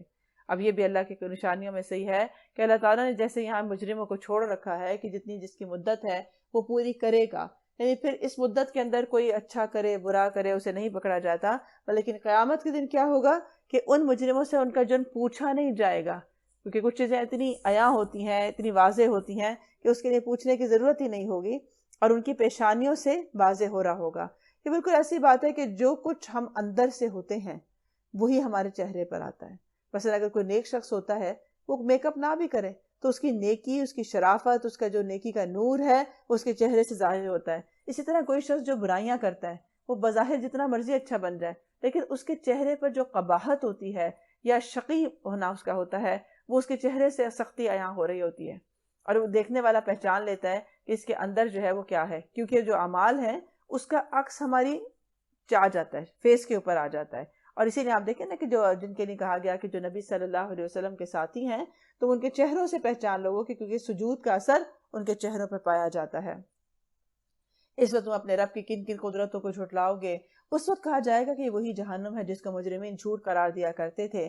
اسے جہنم اور کھولتے ہوئے پانی کے درمیان وہ گردش کرتے رہیں گے. پھر اپنے رب کی کن کن قدرتوں کو تم جھٹلاؤ گے. اور ہر اس شخص کے لیے جو اپنے رب کے حضور پیش ہونے کا خوف رکھتا ہو 2 باغ ہیں۔ اپنے رب کے کن کن انعامات کو تم جھٹلاؤ گے، ہری بھری ڈالیوں سے بھرپور ہیں، اور اپنے رب کے کن کن انعامات کو تم جھٹلاؤ گے۔ اب یہاں پہ ہائی لائٹ کریں ہر اس شخص کے لیے جو اپنے رب کے حضور پیش ہونے کا خوف رکھتا ہو۔ گویا یہ جو اللہ کا خوف ہے یہ بھی عبادت ہے، یہ بھی ایمان میں اضافے کا ذریعہ ہے۔ انسان کو یہ خوف ہو کہ میں اللہ کے پاس جب جاؤں گا تو میرے ساتھ کیا ہوگا، جب میں اللہ کو ساتھ جواب دے مجھے ہونا پڑے گا۔ تو یہ جو ڈرتے ہوئے کی زندگی ہے یہ تقویٰ کی زندگی ہے۔ رسول اللہ صلی اللہ علیہ وسلم نے فرمایا 2 جنتیں چاندی کی ہوں گی اور اس میں تمام سامان چاندی کا، اور 2 جنتیں سونے کی ہوں گی اور ان میں تمام سامان سونے کا ہوگا۔ ان جنتوں میں اور اللہ کے دیدار میں کوئی چیز حائل نہیں ہوگی سوائے اس کبریائی کے پردے کے جو اللہ کے چہرے پر ہے، اور یہ جنت عدن میں ہوں گے۔ گویا کہ جیسے اعمال ہوں گے ویسے ہی جنتیں ہوں گی۔ اسی لیے کہا گیا ہے کہ جب سوال کرو تو جنت الفردوس کا کرو، لہٰذا جب اعمال کریں تو وہ بھی جنت الفردوس کے لیول ہی کے ہونے چاہیے تاکہ انسان اعلیٰ جنت کو پا سکے۔ دونوں باغوں میں 2 چشمے رواں ہوں گے۔ اپنے رب کے کن کن انعامات کو تم جھٹلاؤ گے؟ دونوں باغوں میں ہر پھل کی 2 قسمیں ہوں گی۔ اور اپنے رب کے کن کن انعامات کو تم جھٹلاؤ گے؟ جنتی لوگ ایسے فرشوں پر تکیہ لگا کر بیٹھے گے جن کے استر دبیز ریشم کے ہوں گے۔ استر کیا ہے؟ اندر کا کپڑا۔ تو جس کے اندر کا جو ہے وہ اتنا دبیز ریشم ہوگا تو اس کے اوپر کا کیا ہوگا، جو ڈیکوریشن ہوگی اس کے جو اوپر کا کور ہے وہ کیسا ہوگا؟ اور باغوں کی ڈالیاں پھلوں سے جھکی پڑ رہی ہوں گی۔ اپنے رب کے کن کن انعامات کو تم جھٹلاؤ گے؟ ان نعمتوں کے درمیان میں شرمیلی نگاہوں والیاں ہوں گی جنہیں ان جنتوں سے پہلے کسی انسان یا جن نے چھوا نہیں ہوگا۔ اور اپنے رب کے کن کن انعامات کو تم جھٹلاؤ گے؟ ایسی خوبصورت جیسے ہیرے اور موتی۔ اور اپنے رب کے کن کن انعامات کو تم جھٹلاؤ گے؟ نیکی کا بدلہ نیکی کے سوا اور کیا ہو سکتا ہے؟ پھر اے جنو انس اپنے رب کے کن کن اوصاف حمیدہ کا تم انکار کرو گے؟ حل جزاء الاحسان الا الاحسان۔ جو انسان احسان کی زندگی گزارتا ہے، محسن کی زندگی گزارتا ہے، تو اللہ سبحانہ وتعالیٰ نے بھی اس کے اوپر احسان کیا کہ اس کے لیے جنت بنائی ہے۔ رسول اللہ صلی اللہ علیہ وسلم نے فرمایا اگر جنت کی عورت دنیا میں جھانک لے تو زمین و آسمان کو جگمگا دے اور خوشبو سے تمام عالم مہک اٹھے، اور ان کا دوپٹہ بھی دنیا اور ان کی ہر چیز سے گراں ہے، اس لیے کیونکہ انہوں نے اللہ سبحانہ وتعالیٰ کی فرما برداری کی تھی، لہٰذا جنت خود ایک قیمتی چیز ہے، ایک اعلیٰ چیز ہے، اور پھر وہاں جانے والے بھی جو ہیں وہ اعلیٰ صفات کے حامل ہیں۔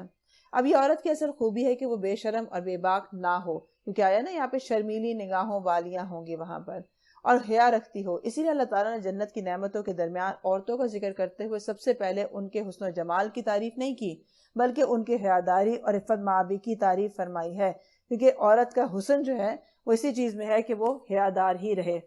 بہت بولڈ ہونا یا مردوں کی طرح بننے کی کوشش کرنا تو یہ عورت کے جو حسن ہے یا اس کی جو ایک صنف ہے اس کے خلاف لگتا ہے، کیونکہ عورت کا اپنا جو ایک انداز ہے وہی اس کی خوبصورتی ہے کہ اس کے اندر حیا ہونی چاہیے، اس کے اندر ایک جھکاؤ ہونا چاہیے، ایک کانفیڈنس ہونا الگ بات ہے، لیکن ایک حد پار کرتے ہوئے اپنے آپ کو اتنا بولڈ کر لینا کہ اس کی لمٹ نہ پتہ چلے تو یہ چیز جو ہے وہ درست نہیں ہے۔ ان 2 باغوں کے علاوہ 2 باغ اور ہوں گے۔ اپنے رب کے کن کن انعامات کو تم جھٹلاؤ گے؟ گھنے سرسبز و شاداب باغ ہیں، اپنے رب کے کن کن انعامات کو تم جھٹلاؤ گے؟ دونوں باغوں میں 2 چشمے فواروں کی طرح ابلتے ہوئے، اپنے رب کے کن کن انعامات کو تم جھٹلاؤ گے؟ ان میں بکثرت پھل اور کھجور اور انار ہوں گے۔ اور اپنے رب کے کن کن انعامات کو تم جھٹلاؤ گے؟ ان نعمتوں کے درمیان خوبصورت اور خوبصورت بیویاں ہوں گی۔ اپنے رب کے کن کن انعامات کو تم جھٹلاؤ گے؟ خیموں میں ٹھہرائی ہوئی حوریں ہیں، اپنے رب کے کن کن انعامات کو تم جھٹلاؤ گے؟ اور ان جنتوں سے پہلے کبھی کسی انسان یا جن نے ان کو نہیں چھوا ہوگا۔ حضرت ام سلمہ سے مروی ہے کہ فرماتی ہیں کہ میں نے رسول اللہ صلی اللہ علیہ وسلم سے پوچھا یا رسول اللہ دنیا کی عورتیں بہتر ہیں یا حوریں؟ آپ نے جواب دیا دنیا کی عورتوں کو حوروں پر وہی فضیلت حاصل ہے جو ابرے کو استر پر ہوتی ہے۔ میں نے پوچھا کس بنا پر؟ آپ نے فرمایا اس لیے کہ ان عورتوں نے نمازیں پڑھی ہیں، روزے رکھے ہیں اور عبادتیں کی ہیں۔ اس سے معلوم ہوا کہ اہل جنت کی بیویاں تو وہ خواتین ہوں گی جو دنیا میں ایمان لائیں اور اپنے اعمال صالحہ کرتی ہوئی دنیا سے رخصت ہوئیں۔ یہ اپنے ایمان اور حسن عمل کے نتیجے میں جنت میں داخل ہوں گی اور بذات خود جنت کی نعمتوں کے مستحق ہوں گی۔ یہ اپنی مرضی اور پسند کے مطابق یا تو اپنے سابق شوہروں کی بیویاں بنیں گی اگر وہ بھی جنتی ہوئے تو، یا پھر اللہ تعالیٰ کسی دوسرے جنتی سے ان کو بیاہ دے گا جبکہ وہ دونوں ایک دوسرے کی رفاقت پسند کرتے ہوں، یعنی پسند کا خیال رکھا جائے گا۔ رہی حوریں تو وہ اپنے کسی حسن عمل کے نتیجے میں خود اپنے استحقاق کی بنا پر جنتی نہیں بنی ہیں، بلکہ اللہ تعالیٰ نے جنت کی دوسری نعمتوں کی طرح انہیں بھی اہل جنت کے لیے ایک نعمت کے طور پر جوان اور حسین اور جمیل عورتوں کی شکل دے کر جنتیوں کو عطا کیا ہے تاکہ وہ ان کی صحبت سے لطف اندوز ہو سکیں۔ گویا جو اصل ہے وہ یہ ہے کہ جو دنیا کی عورت ہے اور نیک عورت ہے، جب وہ جنت میں جائے گی تو اس کا پروٹوکول زیادہ ہے بنسبت حور کے، کیونکہ وہ حور تو ایک پروڈکٹ ہے جو بنائی گئی ہے، جیسے اور بہت ساری نعمتیں بنائی گئی ہیں، لہٰذا اس کا تو کمپیرزن ہی کچھ نہیں ہوتا۔ جیسے بعض دفعہ یہ شو کیا جاتا ہے جیسے حوریں تو بہت ہی کوئی اعلیٰ چیز ہیں، اور جبکہ اس سے کہیں اعلیٰ دنیا کی وہ عورت ہے جو نیکی پر زندگی گزارتی ہے، اور پھر نیکی کے ساتھ ہی دونوں جو کپل ہے یا اپنی ان کی ضروریت ہے اس کے ساتھ وہ اکٹھے جنت میں جاتے ہیں۔ پھر اسی طرح ابن عباس فرماتے ہیں کہ جنت پہ خیمہ ہوگا جو ایک موتی کا بنا ہوگا، 4 فرش چوڑا ہوگا، جس کے 4000 دروازے ہوں گے، اور چوکھٹیں سب کی سب سونے کی ہوا کریں گی۔ اللہ سبحانہ تعالی ہم سب کو نصیب کرے جنت الفردوس اور ایسے اعمال جو ہمیں وہاں تک پہنچا دیں۔ اپنی رحمت سے اللہ ہمیں جنت میں داخل کرے۔ اپنے رب کے کن کن انعامات کو تم جھٹلاؤ گے؟ وہ جنتی سبز قالینوں اور نفیس و نادر فرشوں پر تکیہ لگا کر بیٹھیں گے، اور اپنے رب کے کن کن انعامات کو تم جھٹلاؤ گے؟ بڑی برکت والا ہے تیرے رب جلیل اور کریم کا نام، تبارک اسم ربک ذی الجلال والاکرام۔ گویا اللہ کے ذکر کے ساتھ، اللہ کے نام کے ساتھ کوئی بھی کام کرنا، بسم اللہ پڑھ کے کرنا اور اس پہ اللہ کو یاد رکھنا، یہ بابرکت زندگی کا راز ہے۔ سورۃ الواقعہ۔ بسم اللہ الرحمن الرحیم اذا وقعت الواقعہ لیس لوقعتها کاذبہ خافضۃ رافعہ اذا رجت الارض رجا وبست الجبال بسا۔ بسم اللہ الرحمن الرحیم۔ جب وہ آنے والا واقعہ پیش آ جائے گا تو کوئی اس کے وقوع کو جھٹلانے والا نہیں ہوگا، اور وہ تہو بالا کر دینے والی آفت ہوگی، یعنی قیامت۔ زمین اس وقت ایک بار کی ہلا ڈالی جائے گی، اور پہاڑ اس طرح ریزہ ریزہ کر دیے جائیں گے کہ پراگندہ غبار بن کر رہ جائیں گے۔ تم لوگ اس وقت 3 گروہوں میں تقسیم ہو جاؤ گے، دائیں بازو والے سو دائیں بازو والوں کی خوش نصیبی کا کیا ہی کہنا ہے، اور بائیں بازو والے تو بائیں بازو والوں کی بد نصیبی کا کیا ٹھکانہ ہے۔ آگے والے تو پھر آگے والے ہیں، وہی تو مقرب لوگ ہیں جو نعمت بھری جنتوں میں ہوں گے۔ اگلوں میں سے بہت ہوں گے اور پچھلوں میں سے کم ہوں گے، مرصع تختوں پر تکیہ لگائے آمنے سامنے بیٹھے ہوئے ہوں گے، اور ان کی مجلسوں میں ابدی لڑکے شراب چشمہ جاری سے لبریز پیالے اور کنٹر اور ساغر لیے ہوئے دوڑتے پھر رہے ہوں گے، جسے پی کر نہ ان کا سر چکرائے گا، نہ ان کی عقل میں فطور آئے گا، اور وہ ان کے سامنے طرح طرح کے لذیذ پھل پیش کریں گے کہ جسے چاہیں چن لیں، اور پرندوں کے گوشت پیش کریں گے کہ جس پرندے کا چاہے استعمال کر لیں، اور ان کے لیے خوبصورت آنکھوں والی حوریں ہوں گی، ایسی حسین جیسے چھپا کر رکھے ہوئے موتی۔ یہ سب کچھ ان اعمال کی جزا کے طور پر انہیں ملے گا جو وہ دنیا میں کرتے رہے تھے۔ وہاں وہ کوئی بےہودہ کلام یا گناہ کی بات نہیں سنیں گے، جو بھی ہوگی ٹھیک ٹھیک ہی ہوگی۔ گویا کہ دنیا میں بھی ایسے لوگ جو جنتی اعمال کرنے کی کوشش کرتے ہیں، ان کی مجالس ایسی ہوتی ہیں جو غیبت سے پاک ہوتی ہیں، جن میں چغلی، بہتان، قیل و قال، یا ہر وقت تمسخر، کسی کا مذاق اڑانا، یہ سب چیزیں ان کی آج بھی محفل میں نہیں ہوتی۔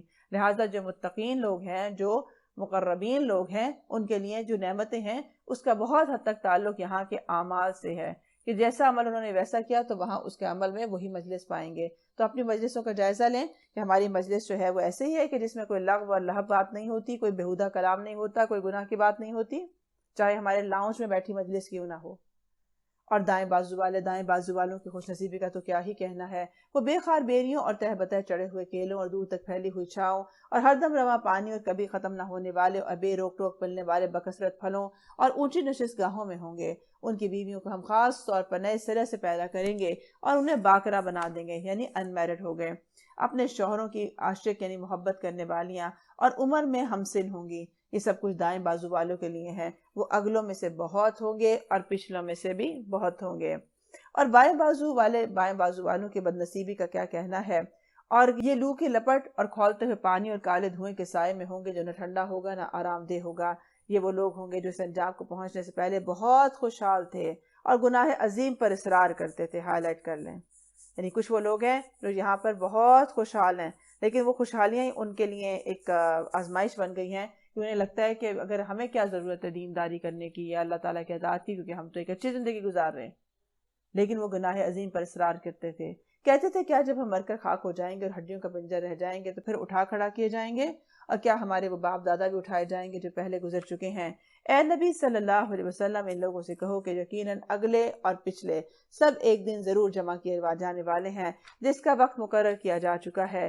پھر اے گمراہوں اور جھٹلانے والوں، تم شجر زقوم کی غذا کھانے والے ہو اور اسی سے تم پیٹ بھرو گے اور اوپر سے کھولتا ہوا پانی پیاسے اونٹ کی طرح پیو گے. یہ ہے بائیں بازو والوں کی ضیافت کا سامان روز جزا میں.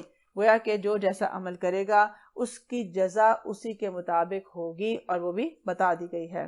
اب دنیا میں جو کہا گیا رہا ہے کہ وہ ایسی ہوں گی کہ جو نئے سرے سے باکرہ پیدا کی جائیں گی جنت کے لیے، کہ جو یہاں کی خواتین ہوں گی. تو ان کے متعلق آتا ہے کہ آپ صلی اللہ علیہ وسلم نے فرمایا کہ یہ وہ عورتیں ہیں جو دنیا کی زندگی میں مری ہیں، بوڑھی ہو کر بالکل پھونس ہو گئی تھیں، آنکھوں میں چیپڑ تھے، سر کے بال سفید تھے، اور اسی بڑھاپے کے بعد اللہ تعالیٰ ان کو پھر سے باکرہ یعنی ان میرڈ بنا دے گا. حضرت ام سلمہ پوچھتی ہیں کہ اگر کسی عورت کے دنیا میں کئی شوہر رہ چکے ہوں، مثلا ایک شوہر تھا، فوت ہو گیا، پھر طلاق ہو گئی، پھر کسی اور کے ساتھ ہو گئی، اس طرح اس کے کئی شوہر ہوں اور وہ سب جنت میں جائیں، تو وہ ان میں سے کس کو ملے گی؟ رسول اللہ صلی اللہ علیہ وسلم فرماتے ہیں کہ اس کو اختیار دیا جائے گا کہ وہ جسے چاہے چن لے، اور وہ اس شخص کو چنے گی جو ان میں سب سے زیادہ اچھے اخلاق کا تھا. وہ اللہ تعالیٰ سے عرض کرے گی کہ اے رب، اس کا برتاؤ میرے ساتھ سب سے اچھا تھا، اس لیے مجھے اسی کی بیوی بنا دے. اے ام سلمہ، حسن اخلاق دنیا اور آخرت کی ساری بھلائی لوٹ لے گیا. تو گویا کہ جو اخلاق والے لوگ ہوتے ہیں، جو اچھے معاملات ایک دوسرے کے ساتھ رکھتے ہیں، بھلائی کا معاملہ کرتے ہیں، نرمی سے بات کرتے ہیں، بھلے طریقے سے زندگی گزارتے ہیں، تو وہ دنیا اور آخرت دونوں کی بھلائی لے جاتے ہیں. کیونکہ دنیا میں بھی ایسے لوگوں کے ساتھ لوگ رہنا پسند کرتے ہیں، ان کی تعریف کرتے ہیں، ان کی کمپنی کو انجوائے کرتے ہیں، وہ نیکیاں کماتے ہیں، اور آخرت میں بھی انہی کا نام آ جائے گا کہ ہم ان کے ساتھ رہنا چاہتے ہیں. دیکھیں میرے اخلاق کیسے ہیں. کتنے لوگ ہیں جو بائی چوائس میرے ساتھ رہنا چاہیں گے، اور کتنے ایسے ہیں جن کی مجبوری ہے میرے ساتھ رہنا کیونکہ وہ کسی رشتے میں بندھ چکے ہیں. کتنے لوگ ہیں جو میرے اچھے اخلاق کی گواہی دیتے ہیں، اور کتنے لوگ ہیں جو میری بد اخلاقی پر گواہ بنتے ہیں. ہم نے تمہیں پیدا کیا ہے، پھر کیوں تصدیق نہیں کرتے؟ کبھی تم نے غور کیا کہ یہ نطفہ جو تم ڈالتے ہو اس سے بچہ تم بناتے ہو یا اس کے بنانے والے ہم ہیں؟ ہم نے تمہارے درمیان موت کو تقسیم کیا، اور ہم اس سے عاجز نہیں ہے کہ تمہاری شکلیں بدل دیں اور کسی ایسی شکل میں تمہیں پیدا کر دیں جس کو تم نہیں جانتے. اپنی پہلی پیدائش کو تو تم جانتے ہو نا، پھر کیوں سبق نہیں لیتے ہو؟ کبھی تم نے یہ بھی سوچا کہ بیج جو تم بوتے ہو اس سے کھیتیاں تم اگاتے ہو یا اس کے اگانے والے ہم ہیں؟ ہم چاہیں تو ان کھیتیوں کو بھس بنا کر رکھتے ہیں اور تم طرح طرح کی باتیں بناتے رہ جاؤ کہ ہم پر تو الٹی چٹی پڑ گئی ہے، بلکہ ہمارے تو نصیب پھوٹے ہوئے ہیں.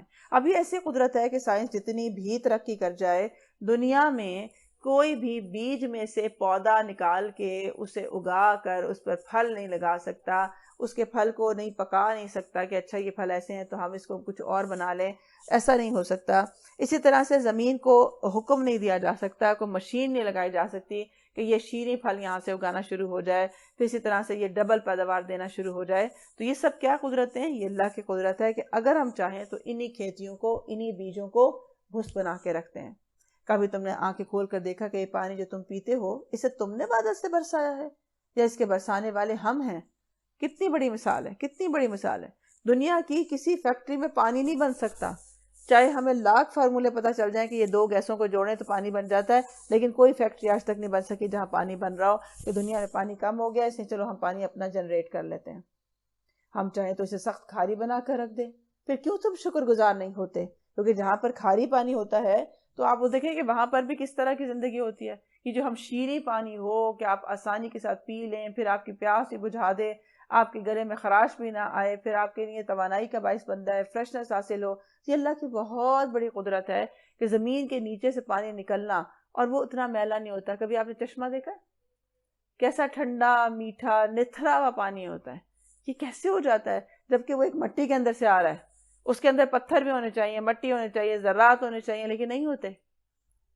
کبھی تم نے خیال کیا کہ آگ جو تم سلگاتے ہو اس کا درخت تم نے پیدا کیا ہے یا اس کے پیدا کرنے والے ہم ہیں؟ ہم نے اس کو یاد دہانی کا ذریعہ اور حاجت مندوں کے لیے سامان عزیز بنا دیا ہے. پس اے نبی صلی اللہ علیہ وسلم اپنے رب عظیم کے نام کی تسبیح کرو. ہائی لائٹ کر لیں. پھر بات آ رہی ہے فسبح بسم ربک العظیم. اللہ کی تسبیح جو ہے اس کو بار بار کرنا ہے، اور کئی تسبیحات جس طرح ملتی ہیں جیسے سبحان اللہ کہنا، سبحان اللہ والحمد للہ ولا الہ الا اللہ واللہ اکبر، سبحان اللہ وبحمدہ کہنا، تو اسے یاد سے جو ہے کرنے کی کوشش کی جائے۔ بس نہیں میں قسم کھاتا ہوں تاروں کے وواقع کی، اور اگر تم سمجھو تو یہ بہت بڑی قسم ہے کہ ایک بلند پایا قرآن ہے، ایک محفوظ کتاب میں ثبت ہے جسے متطہرین کے سوا کوئی چھو نہیں سکتا ہے، بس رب رب العالمین کا نازل کردہ ہے، پھر کیا اس کلام کے ساتھ تم بے اعتنائی برتتے ہو، اور اس نعمت میں اپنا حصہ تم نے یہ رکھا ہے کہ اسے جھٹلاتے ہو۔ یعنی اللہ کی اتنی بڑی نعمت ہے، لیکن اس میں حصہ تمہارا کیا ہے کہ قرآن کو پڑھنا، 2 پارے پڑھ لینا، لیکن جب عمل کی باری آتی ہے تو اسے جھٹلا دینا، کیونکہ ہم زبان سے تو نہیں جھٹلاتے کہ قرآن میں جو لکھا ہے وہ صحیح نہیں لکھا، تو کہاں جھٹلاتے ہیں پھر اس کو؟ جب عمل کا معاملہ آتا ہے تو پھر ہم کیا جھٹلا دیتے ہیں؟ آج کل کے دور میں نہیں ہو سکتا یہ۔ اب اگر تم کسی کے محکوم نہیں ہو اور اپنے اس خیال میں سچے ہو، تو جب مرنے والے کی جان حلق تک پہنچ گئی ہوتی ہے اور تم آنکھوں دیکھ رہے ہوتے ہو کہ وہ مر رہا ہے، اس وقت ان کی نکلتی ہوئی جان کو واپس کیوں نہیں لے آتے؟ اس وقت تمہاری بنسبت ہم اس کے زیادہ قریب ہوتے ہیں، مگر تم کو نظر نہیں آتے ہیں۔ پھر وہ مرنے والا اگر مقربین میں سے تو اس کی راحت اور عمدہ رزق اور نعمت بھری جنت ہے، اگر وہ اصحاب الیمین میں سے ہو تو اس کا استقبال یوں ہوتا ہے کہ سلام ہے تجھے، تو اصحاب الیمین میں سے ہے، اور اگر وہ جھٹلانے والے یعنی گمراہ ہونے والوں میں سے ہو تو اس کی تواضع کے لیے کھولتا ہوا پانی ہے اور جہنم میں جھونکا جانا ہے۔ یہ سب کچھ قطعی حق ہے، بس اے نبی صلی اللہ علیہ وسلم اپنے رب عظیم کے نام کی تسبیح کرو، فسبح بسم ربک العظیم۔ جب یہ آیت نازل ہوئی تو رسول اللہ صلی اللہ علیہ وسلم نے حکم دیا کہ اس کو تم لوگ اپنے رکوع میں رکھ دو، یعنی رکوع میں سبحان ربی العظیم کہا کرو، اور جب آیت سبح اسم ربک الاعلی نازل ہوئی تو آپ نے فرمایا کہ اسے اپنے سجدے میں رکھو، یعنی سبحان ربی الاعلی کہا کرو۔ اسی طرح اللہ تعالیٰ فرماتا ہے کہ میرا بندہ فرض ادا کرنے کے بعد نفل عبادت کر کے مجھ سے اتنا نزدیک ہو جاتا ہے کہ میں اس سے محبت کرنے لگتا ہوں، میں اس کا کان بن جاتا ہوں جس سے وہ سنتا ہے، آنکھ بن جاتا ہوں جس سے وہ دیکھتا ہے، اور اس کا ہاتھ بن جاتا ہوں جس سے وہ پکڑتا ہے، اس کا پاؤں بن جاتا ہوں، اور اگر وہ مجھ سے مانگتا ہے تو میں اسے عطا کرتا ہوں، اور اگر وہ کسی چیز سے میری پناہ طلب کرتا ہے تو میں اسے پناہ دے دیتا ہوں۔ گویا کہ جب انسان 3 دفعہ یہ کہتا ہے کہ اللہم انی اسألک جنت الفردوس واعوذ بک من النار، تو یہ اس کے لیے کہا جاتا ہے کہ جنت کہتی ہے کہ اللہ تعالیٰ اس کو عطا کر دے جو اس کا سوال کیا، اور جہنم کہتی ہے کہ اللہ اس کو نجات دیتے جس سے اس نے پناہ مانگی ہے۔ تو گویا کہ اللہ سبحانہ وتعالیٰ کا ذکر کرنا، اس کا ذکر بلند کرنا، اور اللہ ہی کو یاد رکھنا اپنے نوافل کے ذریعے سے بھی، اور وہ کام بھی کرنا جو اللہ کو خوش کرنے والے ہوں، کیونکہ بعض دفعہ ہم صرف فرض پہ رہتے ہیں، سنتیں تک نہیں پڑھتے، نفل تو دور کی بات ہے، اور کیا سمجھتے ہیں بس ہو گیا ہے نا جو کہا تھا۔ اسی طرح ہر معاملے میں، یعنی ایک ہوتا ہے نماز پڑھنا بس فرض ٹپا لیا، ایک ہوتا ہے اچھی نماز پڑھنا، محسن بن کے پڑھنا، اول وقت میں پڑھنا، دل سے پڑھنا، سمجھ کے پڑھنا، اللہ کے آگے آہوزاری کرنا، اس کے ساتھ ایک تعلق بنانا، اس کے ساتھ ایک فیلنگ کا اپنے احساس ہونا کہ جب ہم نماز میں ہوں کہ ہم اس کے آگے ہیں، تو یہ سب چیزیں جو ہیں وہ احسان پر احسان ہیں۔ سورۃ الحدید۔ بسم اللہ الرحمن الرحیم سبح للہ ما فی السماوات والارض وهو العزیز الحکیم لہ ملک السماوات والارض یحیی ویمیت وهو على كل شیء قدیر هو الاول والآخر والظاہر والباطن وهو بكل شيء علیم۔ بسم اللہ الرحمن الرحیم۔ اللہ کی تسبیح کی ہے ہر اس چیز نے جو زمین اور آسمانوں میں ہے، اور وہی زبردست دانا ہے۔ اب ہائی لائٹ کر لیں، زمین و آسمان میں جتنی چیزیں تابع دار ہیں وہ سب تسبیح کر رہی ہیں، تو کیوں نہ ہم بھی تسبیح کریں، ہم بھی تابع دار ہو جائیں۔ کس کے آگے؟ وہ جو زبردست بھی ہے اور دانا ہے۔ زمین اور آسمانوں کی سلطنت کا مالک وہی ہے، زندگی بخشتا ہے اور موت دیتا ہے، اور ہر چیز پر قدرت رکھتا ہے۔ وہی اول بھی ہے اور آخر بھی اور ظاہر بھی اور مخفی بھی ہے، اور وہ ہر چیز کا علم رکھتا ہے۔ هو الاول والآخر والظاہر والباطن وهو بكل شيء علیم۔ وہی ہے آج جس نے آسمان اور زمین کو 6 دنوں میں پیدا کیا، پھر عرش پر جلوہ فرما ہوا، اسی کے علم میں جو کچھ ہے زمین میں جاتا ہے، اسی کے علم میں ہے جو کچھ زمین میں جاتا ہے، اور جو کچھ اس سے نکلتا ہے، اور جو کچھ آسمان سے اترتا ہے، اور جو کچھ اس میں چڑھتا ہے، وہ تمہارے ساتھ ہے جہاں بھی تم ہو، اور جو کام بھی تم کرتے ہو اسے وہ دیکھ رہا ہوتا ہے۔ وہی آسمان و زمین کا بادشاہی کا مالک، اور تمام معاملات کے فیصلے اسی کی طرف رجوع کیے جاتے ہیں۔ وہی رات کو دن میں اور دن کو رات میں داخل کرتا اور دلوں کے چھپے ہوئے راز تک جانتا ہے۔ وہ اللہ کی قدرت جو ہے وہ لا زوال ہے کہ ہماری سوچ ہی نہیں جا سکتی کہاں تک کہ وہ کس طرح سے ہے کہ ہمارے سینوں کی باتیں بھی جان لینا، پھر اسی طرح رات اور دن میں جو کچھ ہو رہا ہے اس کے معاملات دیکھنا۔ حضرت ارباز بن ساریہ سے روایت ہے کہ رسول اللہ صلی اللہ علیہ وسلم رات کو سونے سے پہلے یہ مسبحات پڑھا کرتے تھے۔ سبح اسم جو آ رہا ہے نا، جو آگے آپ دیکھیں کہ جتنی بھی صورتوں کے آغاز ہیں وہ سبحہ سے ہیں، یسبحو سے ہیں۔ آپ نے فرمایا کہ ان میں سے ایک آیت ایسی ہے جو 1000 آیتوں سے افضل ہے، اور وہ یہی آیت ہے کہ هو الاول والآخر والظاہر والباطن وهو بكل شیء علیم۔ ایمان لاؤ اللہ اور اس کے رسول پر اور خرچ کرو ان چیزوں میں سے جن پر اس نے تم کو خلیفہ بنایا ہے۔ جو لوگ تم میں سے ایمان لائیں گے اور مال خرچ کریں گے ان کے لیے بڑا ہی اجر ہے۔ تمہیں کیا ہو گیا ہے کہ تم اللہ پر ایمان نہیں لاتے ہو، حالانکہ رسول تمہیں اپنے رب پر ایمان لانے کی دعوت دے رہا ہے اور وہ تم سے عہد بھی لے چکا ہے۔ اگر تم واقعی ماننے والے ہو، وہ اللہ ہی تو ہے جو اپنے بندے میں صاف صاف آیتیں نازل کر رہا ہے تاکہ تمہیں تاریکیوں سے نکال کر روشنی میں لے آئے، اور حقیقت یہ ہے کہ اللہ تم پر نہایت شفیق اور مہربان ہے۔ آخر کیا وجہ ہے کہ تم اللہ کے راہ میں خرچ نہیں کرتے ہو، حالانکہ زمین اور آسمانوں کی میراث اللہ کے لیے ہے؟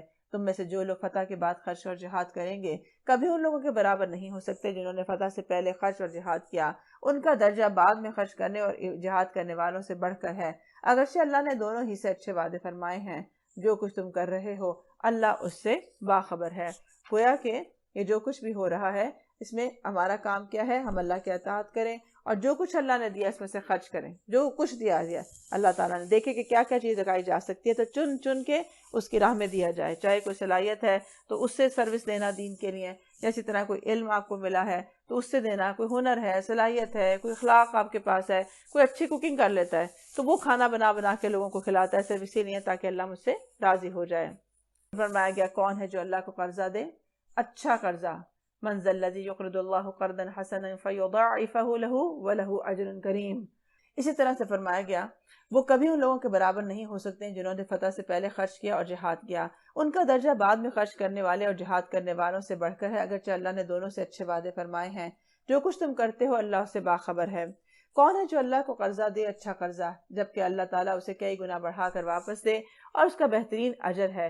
اس دن جب کہ تم مومن مردوں اور عورتوں کو دیکھو گے کہ ان کا نور ان کے آگے آگے ان کے دائیں جانب دوڑ رہا ہوگا، ان سے کہا جائے گا کہ آج بشارت ہے تمہارے لیے، جنتیں ہوں گی جن کے نیچے نہریں بہہ رہی ہوں گی، جن میں وہ ہمیشہ رہیں گے، اور یہی بڑی کامیابی ہے۔ قرض حسنہ کے حوالے سے بات آتی ہے کہ جب یہ آیت نازل ہوئی اور رسول اللہ صلی اللہ علیہ وسلم کی زبان مبارک سے لوگوں نے اس کو سنا تو حضرت ابو دحدہ انصاری نے عرض کیا کہ یا رسول اللہ، کیا اللہ تعالیٰ ہم سے قرض چاہتا ہے؟ آپ نے جواب دیا ہے اے ابو دحدہ۔ انہوں نے کہا ذرا اپنا ہاتھ مجھے دکھائیے۔ آپ نے اپنا ہاتھ ان کی طرف بڑھا دیا۔ انہوں نے کہا آپ کا ہاتھ اپنے ہاتھ میں لے کر انہوں نے کہا میں نے اپنے رب کو اپنا باغ قرضے میں دے دیا ہے۔ حضرت عبداللہ بن مسعود فرماتے ہیں کہ اس باغ میں کھجور کے 600 درخت تھے اور اسی میں ان کا گھر تھا، وہیں ان کے بال بچے رہتے تھے۔ رسول اللہ صلی اللہ علیہ وسلم سے یہ بات کر کے وہ سیدھے گھر پہنچے اور بیوی کو پکار کر کہا کہ دحدہ کی ماں نکل آ، میں نے یہ باغ اپنے رب کو قرضے میں دیا ہے۔ وہ بولی تم نے نفع کا سودا کیا ابو دحدہ؟ اسی وقت اپنا سامان اور بچے لے کر باغ سے نکل گئیں، جیسے ہی انہوں نے یہ آیت سنی تھی کہ کون ہے جو اللہ کو اچھا قرضہ دے۔ ہم میں سے کون ہے اب جو اللہ کو اچھا قرضہ دے؟ تو دیکھیں کہ ہم کیا دے سکتے ہیں اس آیت پر ایمان لانے کی وجہ سے کہ ہم کوئی چیز ضرور اللہ کی راہ میں دیں، اور ایسی چیز دیں جو واقعی اللہ کی قربت کا ذریعہ بن سکے۔ اس روز منافق مردوں اور عورتوں کا حال تو یہ ہوگا کہ مومنوں سے کہیں گے ذرا ہماری طرف تو دیکھو تاکہ ہم اپنے تمہارے نور سے کچھ فائدہ اٹھا لیں، مگر ان سے کہا جائے گا کہ پیچھے ہٹ جاؤ، اپنا نور کہیں اور تلاش کرو۔ پھر ان کے درمیان ایک دیوار حائل کر دی جائے گی جس میں ایک دروازہ ہوگا، اس دروازے کے اندر رحمت ہوگی اور باہر عذاب ہوگا۔ وہ مومنوں سے پکار کر کہیں گے کہ کیا ہم تمہارے ساتھ نہیں تھے؟ مومن جواب دیں گے ہاں، مگر تم نے اپنے آپ کو خود فتنے میں ڈالا، موقع پرستی کی اور شک میں پڑے رہے، اور جھوٹی توقعات تمہیں فریب دیتی رہیں یہاں تک کہ اللہ کا فیصلہ آ گیا۔ ہائی لائٹ کر لیں کون سا ہے، کیا چیز انسان کو دھوکہ دیتی ہے؟ جو اللہ تعالیٰ پوچھتے ہیں نا کہ کہاں سے پھرائے جا رہے ہیں، کہ کہاں جائے جا رہے ہیں، تو انسان کو بعض دفعہ خود اپنا نفس ہی فتنے میں ڈالا رکھتا ہے، کیونکہ انسان کہتا ہے ہو جائے گا، کر لیں گے، پھر اسی طرح موقع پرستی کرتا ہے۔ جب دیکھا کہ واہ واہ ہوگی دینداری کرنے سے یا اس کا فائدہ ہو جائے گا، سب کر رہے ہیں تو چلو ہم بھی کر لیتے ہیں، تو پھر کر لیتا ہے، اور جب دیکھتا ہے کوئی نہیں کر رہا تو پھر خود بھی نہیں کرتا، چاہے اسے پتہ بھی ہو کہ یہ کرنا فرائض میں سے آتا ہے۔ اسی طرح شک کرتے رہنا، بھئی ہمیں تو یہی نہیں پتا، کوئی کچھ کہتا ہے کوئی کچھ کہتا ہے، اصل دین کیا ہے ہم تو بھئی ہمیں تو کچھ پتہ ہی نہیں ہے، اس لیے تو ہم تو بس کچھ کرتے ہی نہیں ہیں. تو یہ بھی کوئی جواز نہیں ہے. پھر جھوٹی توقعات ہونا، اچھا کر لیں گے نا، جب بوڑھے ہو جائیں گے تو کر لیں گے، بعد میں سیکھ لیں گے، لیکن وہ نوبت ہی نہ آنا جہاں تک کہ اللہ کا فیصلہ آ گیا. اور آخر وقت تک وہ بڑا دھوکے باز تمہیں اللہ کے معاملے میں دھوکہ دیتا رہا. لہٰذا آج نہ تم میں سے کوئی فدیہ قبول کیا جائے گا اور نہ ان لوگوں سے جنہوں نے کھلا کھلا کفر کیا تھا. تمہارا ٹھکانہ جہنم ہے اور وہی تمہاری خبرگیری کرنے والی ہے، اور یہی بدترین انجام ہے. کیا ایمان لانے والوں کے لیے ابھی وہ وقت نہیں آیا کہ ان کے دل اللہ کے ذکر سے پگھل جائیں اور اس کے نازل کردہ حق کے آگے جھک جائیں، اور وہ ان لوگوں کی طرح نہ ہو جائیں جنہیں پہلے کتاب دی گئی تھی، پھر ایک لمبی مدت ان پر گزر گئی تو ان کے دل سخت ہو گئے، اور آج ان میں سے اکثر لوگ فاسق بنے ہوئے ہیں. ہائی لائٹ کر لیں. جب علم آ جائے، پتہ چل جائے، اس کے بعد ڈیلے کرتے رہنا، ہو جائے گا، کر لیں گے، دیکھا جائے گا، اس سے کیا ہوتا ہے؟ دل سخت ہو جاتے ہیں، شیطان کو موقع مل جاتا ہے، پھر وہ بہت دفعہ بھلا دیتا ہے، بہت دفعہ سست کر دیتا ہے، چھوڑو اب تو اسی وقت کر لیتے تو کر لیتے، اب تو بڑا ہو گیا. تو اسی لیے وجہ کیا ہے؟ اور آخرکار ان کے دل کی سختی ان کو کہاں تک لے آئی کہ آج وہ لوگ فاسق بنے ہوئے ہیں، یعنی اپنی سرکشی کی زندگی گزار رہے ہیں، اپنے آپ کو خود ہی اطمینان دیتے ہیں کچھ نہیں ہوتا. خوب جان لو کہ اللہ زمین کو اس کی موت کے بعد زندگی بخشتا ہے. ہم نے نشانیاں تم کو صاف صاف دکھا دی ہیں، شاید کہ تم عقل سے کام لو. مردوں اور عورتوں میں سے جو لوگ صدقات دینے والے ہیں اور جنہوں نے اللہ کو قرض حسنہ دیا ہے، ان کو یقیناً کئی گنا بڑھا کر دیا جائے گا، اور ان کے لیے بہترین اجر ہے. ہائی لائٹ کر لیں. جو واقعی اللہ کو دے گا، کوئی صدقہ دے گا، خیرات دے گا، کسی کو قرضہ دے گا، اصل میں وہ اللہ کے ذمہ قرضہ ہے جو کچھ ہم نیکیوں میں خرچ کرتے ہیں، اور پھر وہ کیا کرے گا؟ اس کی جگہ ہمیں بڑھا چڑھا کر دے گا. اور جو لوگ اللہ اور اس کے رسول پر ایمان لائے ہیں وہی اپنے رب کے نزدیک صدیق اور شہید ہیں، ان کے لیے ان کا اجر اور ان کا نور ہے. اور جن لوگوں نے کفر کیا ہے اور ہماری آیات کو جھٹلا دیا ہے وہ دوزخی ہیں. خوب جان لو کہ یہ دنیا کی زندگی اس کے سوا کچھ نہیں ہے کہ کھیل اور ایک دل لگی ہے، اور ظاہری ٹپ ٹاپ اور تمہارا آپس میں ایک دوسرے پر فخر جتانا اور مال و اولاد میں ایک دوسرے سے بڑھ جانے کی کوشش کرنا ہے. اس کی مثال ایسی ہے جیسے ایک بارش ہو گئی تو اس سے پیدا ہونے والی نباتات کو دیکھ کر کاشتکار خوش ہو گئے، پھر وہی کھیتی پک جاتی ہے اور تم دیکھتے ہو کہ وہ زرد ہو گئی، پھر وہ بھوس بن کر رہ جاتی ہے. اس کے برعکس آخرت وہ جگہ ہے جہاں سخت عذاب ہے اور اللہ کی مغفرت اور اس کی خوشنودی ہے. دنیا کی زندگی ایک دھوکے کے سوا کچھ بھی نہیں ہے. دوڑو، ایک دوسرے سے آگے بڑھنے کی کوشش کرو، اپنے رب کی مغفرت اور اس جنت کی طرف جس کی وسعت زمین و آسمان جیسی ہے، جو مہیا کی گئی ہے ان لوگوں کے لیے جو اللہ اور اس کے رسول پر ایمان لائے ہیں. یہ اللہ کا فضل ہے، جسے چاہتا ہے عطا فرماتا ہے، اور اللہ بڑے فضل والا ہے. اب کس کو یہ راستہ ملتا ہے؟ جو خود چاہتا ہے تو اللہ تعالیٰ اس کے لیے وہ راستہ آسان کر دیتا ہے. اسی لیے یہاں پر کہا جا رہا ہے کہ تم دوڑو، سابقو الی مغفرۃ من ربکم، سبقت لے جاؤ، ایک دوسرے کے مقابلے پر دوڑو. اس نے اتنی نیکیاں کر لی، میں اتنی کر لوں. جیسا کہ ہم دیکھتے ہیں کہ حضرت ابوبکر صدیق اور حضرت عمر رضی اللہ عنہ کے درمیان میں ایک سبقت کا ایک رویہ پایا جاتا تھا کہ وہ جب ایک نیکی کرتے تھے تو حضرت عمر بھی اس کے پیچھے پیچھے جاتے تھے، اگر انہوں نے کر لی تو میں بھی کر لوں. گویا ان کی جو مقابلے بازی تھی وہ دنیا میں ایک دوسرے پر ترجیحات بنانا، ایک دوسرے پر مال بنانا، ایک کے 4 پلاٹ لینا، اس نے 8 لے لیے میں 10 لے لوں، یہ ان کی زندگی کا مقابلہ نہیں تھا، بلکہ وہ سبقت ان کی آخرت کے لیے تھی اور مغفرت تھی ان کے رب کی طرف سے اور جنت تھی. اسی لیے تو جس کو نیک مقابلہ کرنے کا شوق ہو وہ نیکیوں میں دیکھے کہ کون زیادہ نیکی کرنے والا ہے، اس سے بڑھ جانے کی کوشش کرے.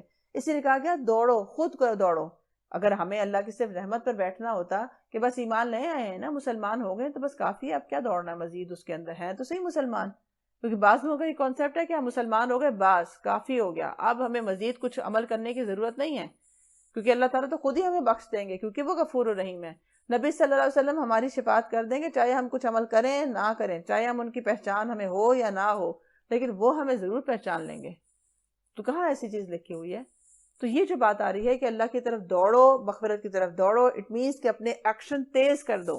اسی لیے آپ دیکھیں کہ وہ جو ایک قیامت کی نشانیوں میں سے آتا ہے کہ جب وقت جو ہے وہ بہت تیزی سے گزرے گا، جیسے آپ آج کل کہتے ہیں نا کہ بہت بے برکتی ہوتی ہے، پتہ ہی نہیں چلتا کب صبح ہوئی کب شام ہوئی.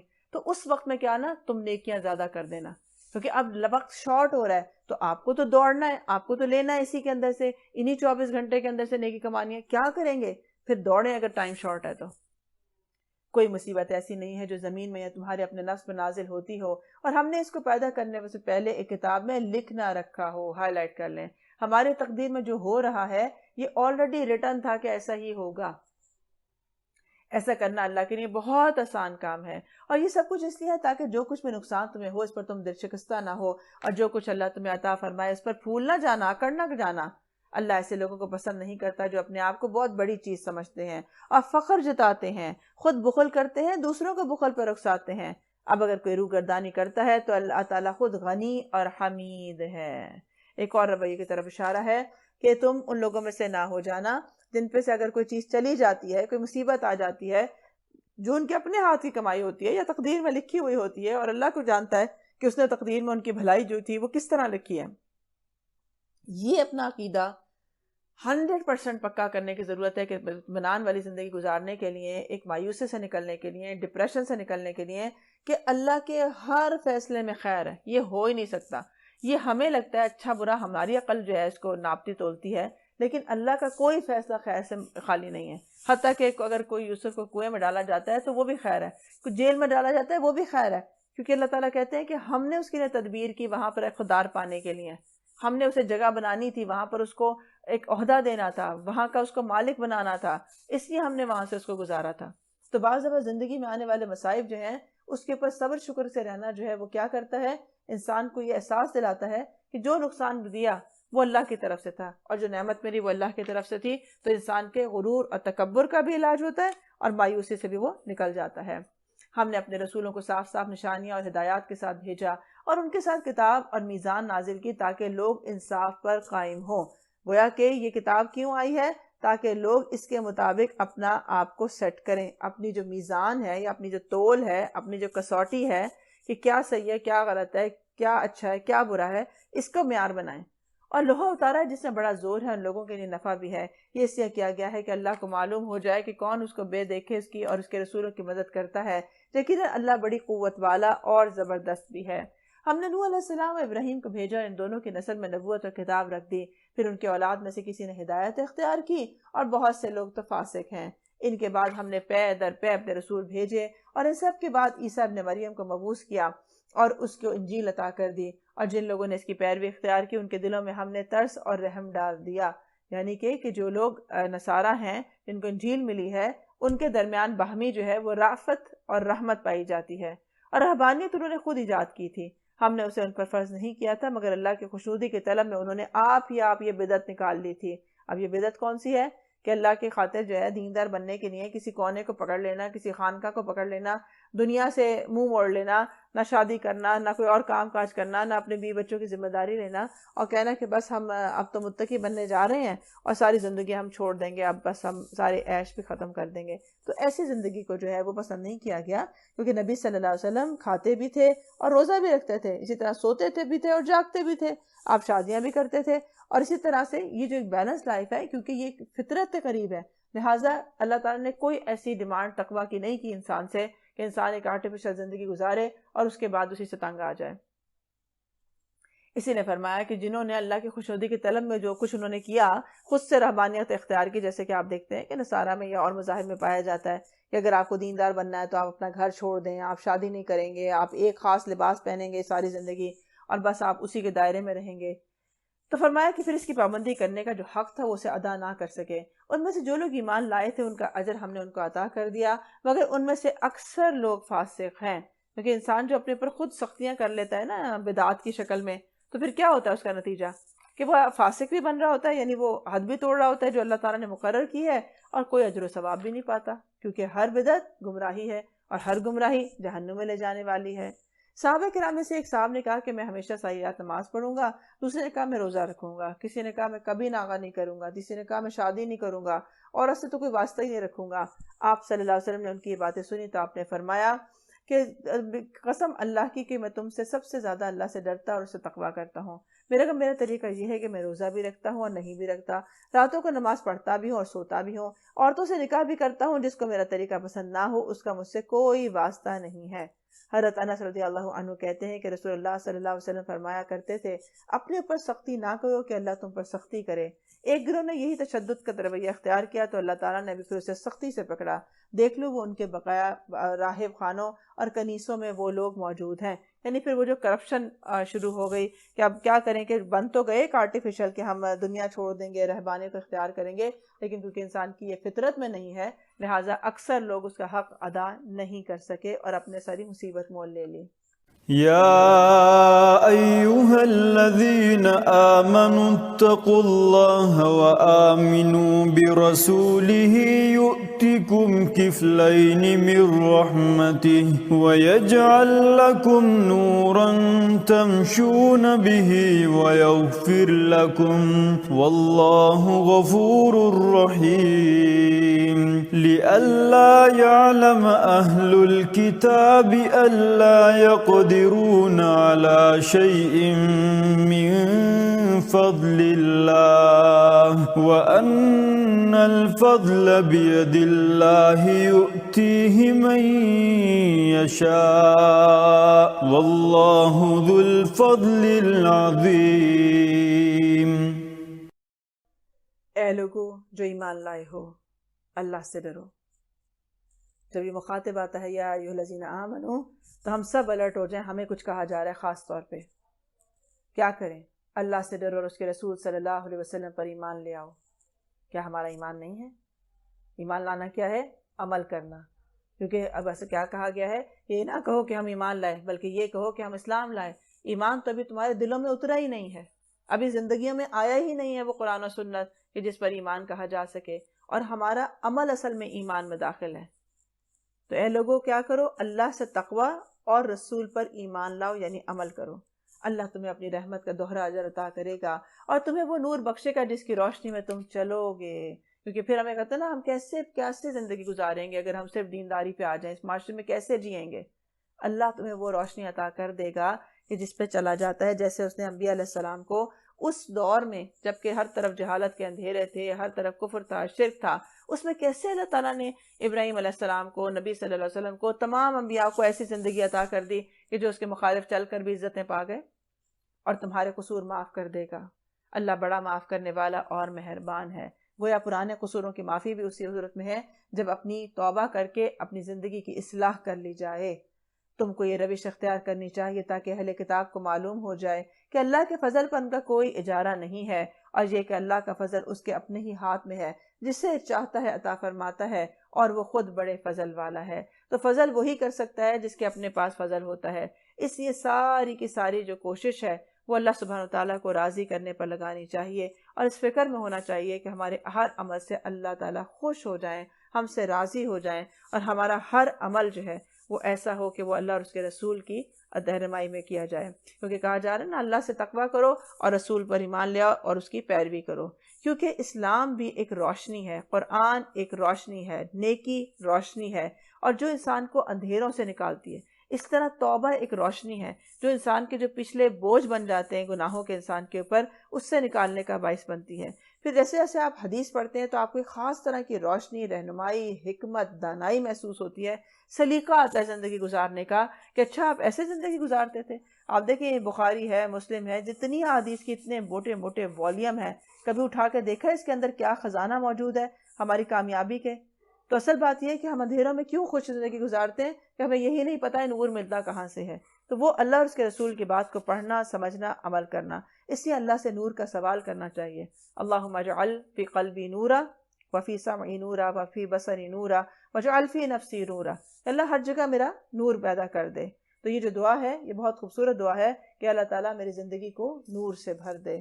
اللہ ہماری جو ظلمات ہیں، اندھیرے ہیں، چاہے وہ خواہشات کے ہیں، چاہے گناہوں کے ہیں، کچھ بھی ہے، اللہ سبحانہ وتعالی ہمیں دونوں جہان کا نور عطا فرمائے۔ اللہم انی اعوذ بک من زوال نعمتک وتحول عافیتک وفجاعت نقمتک وجمیع سخطک۔ اے اللہ، بے شک میں تیری عطا کردہ نعمتوں کے زوال سے، تیری عطا کردہ عافیت کے بدل جانے سے، اور تیری سزا کے اچانک وارد ہو جانے سے، اور تیری ہر قسم کی ناراضگی سے تیری پناہ چاہتے ہیں۔ آمین یا رب العالمین۔ وآخر دعوانا ان الحمد للہ رب العالمین۔ سبحانک اللہم وبحمدک اشہد ان لا الہ الا انت استغفرک واتوب الیک۔ بارک اللہ فیکم۔ السلام علیکم ورحمۃ اللہ وبرکاتہ۔ إن هذا القرآن يهدي للتي هي أقوم ويبشر المؤمنين الذين يعملون الصالحات أن لهم أجرا كبيرا.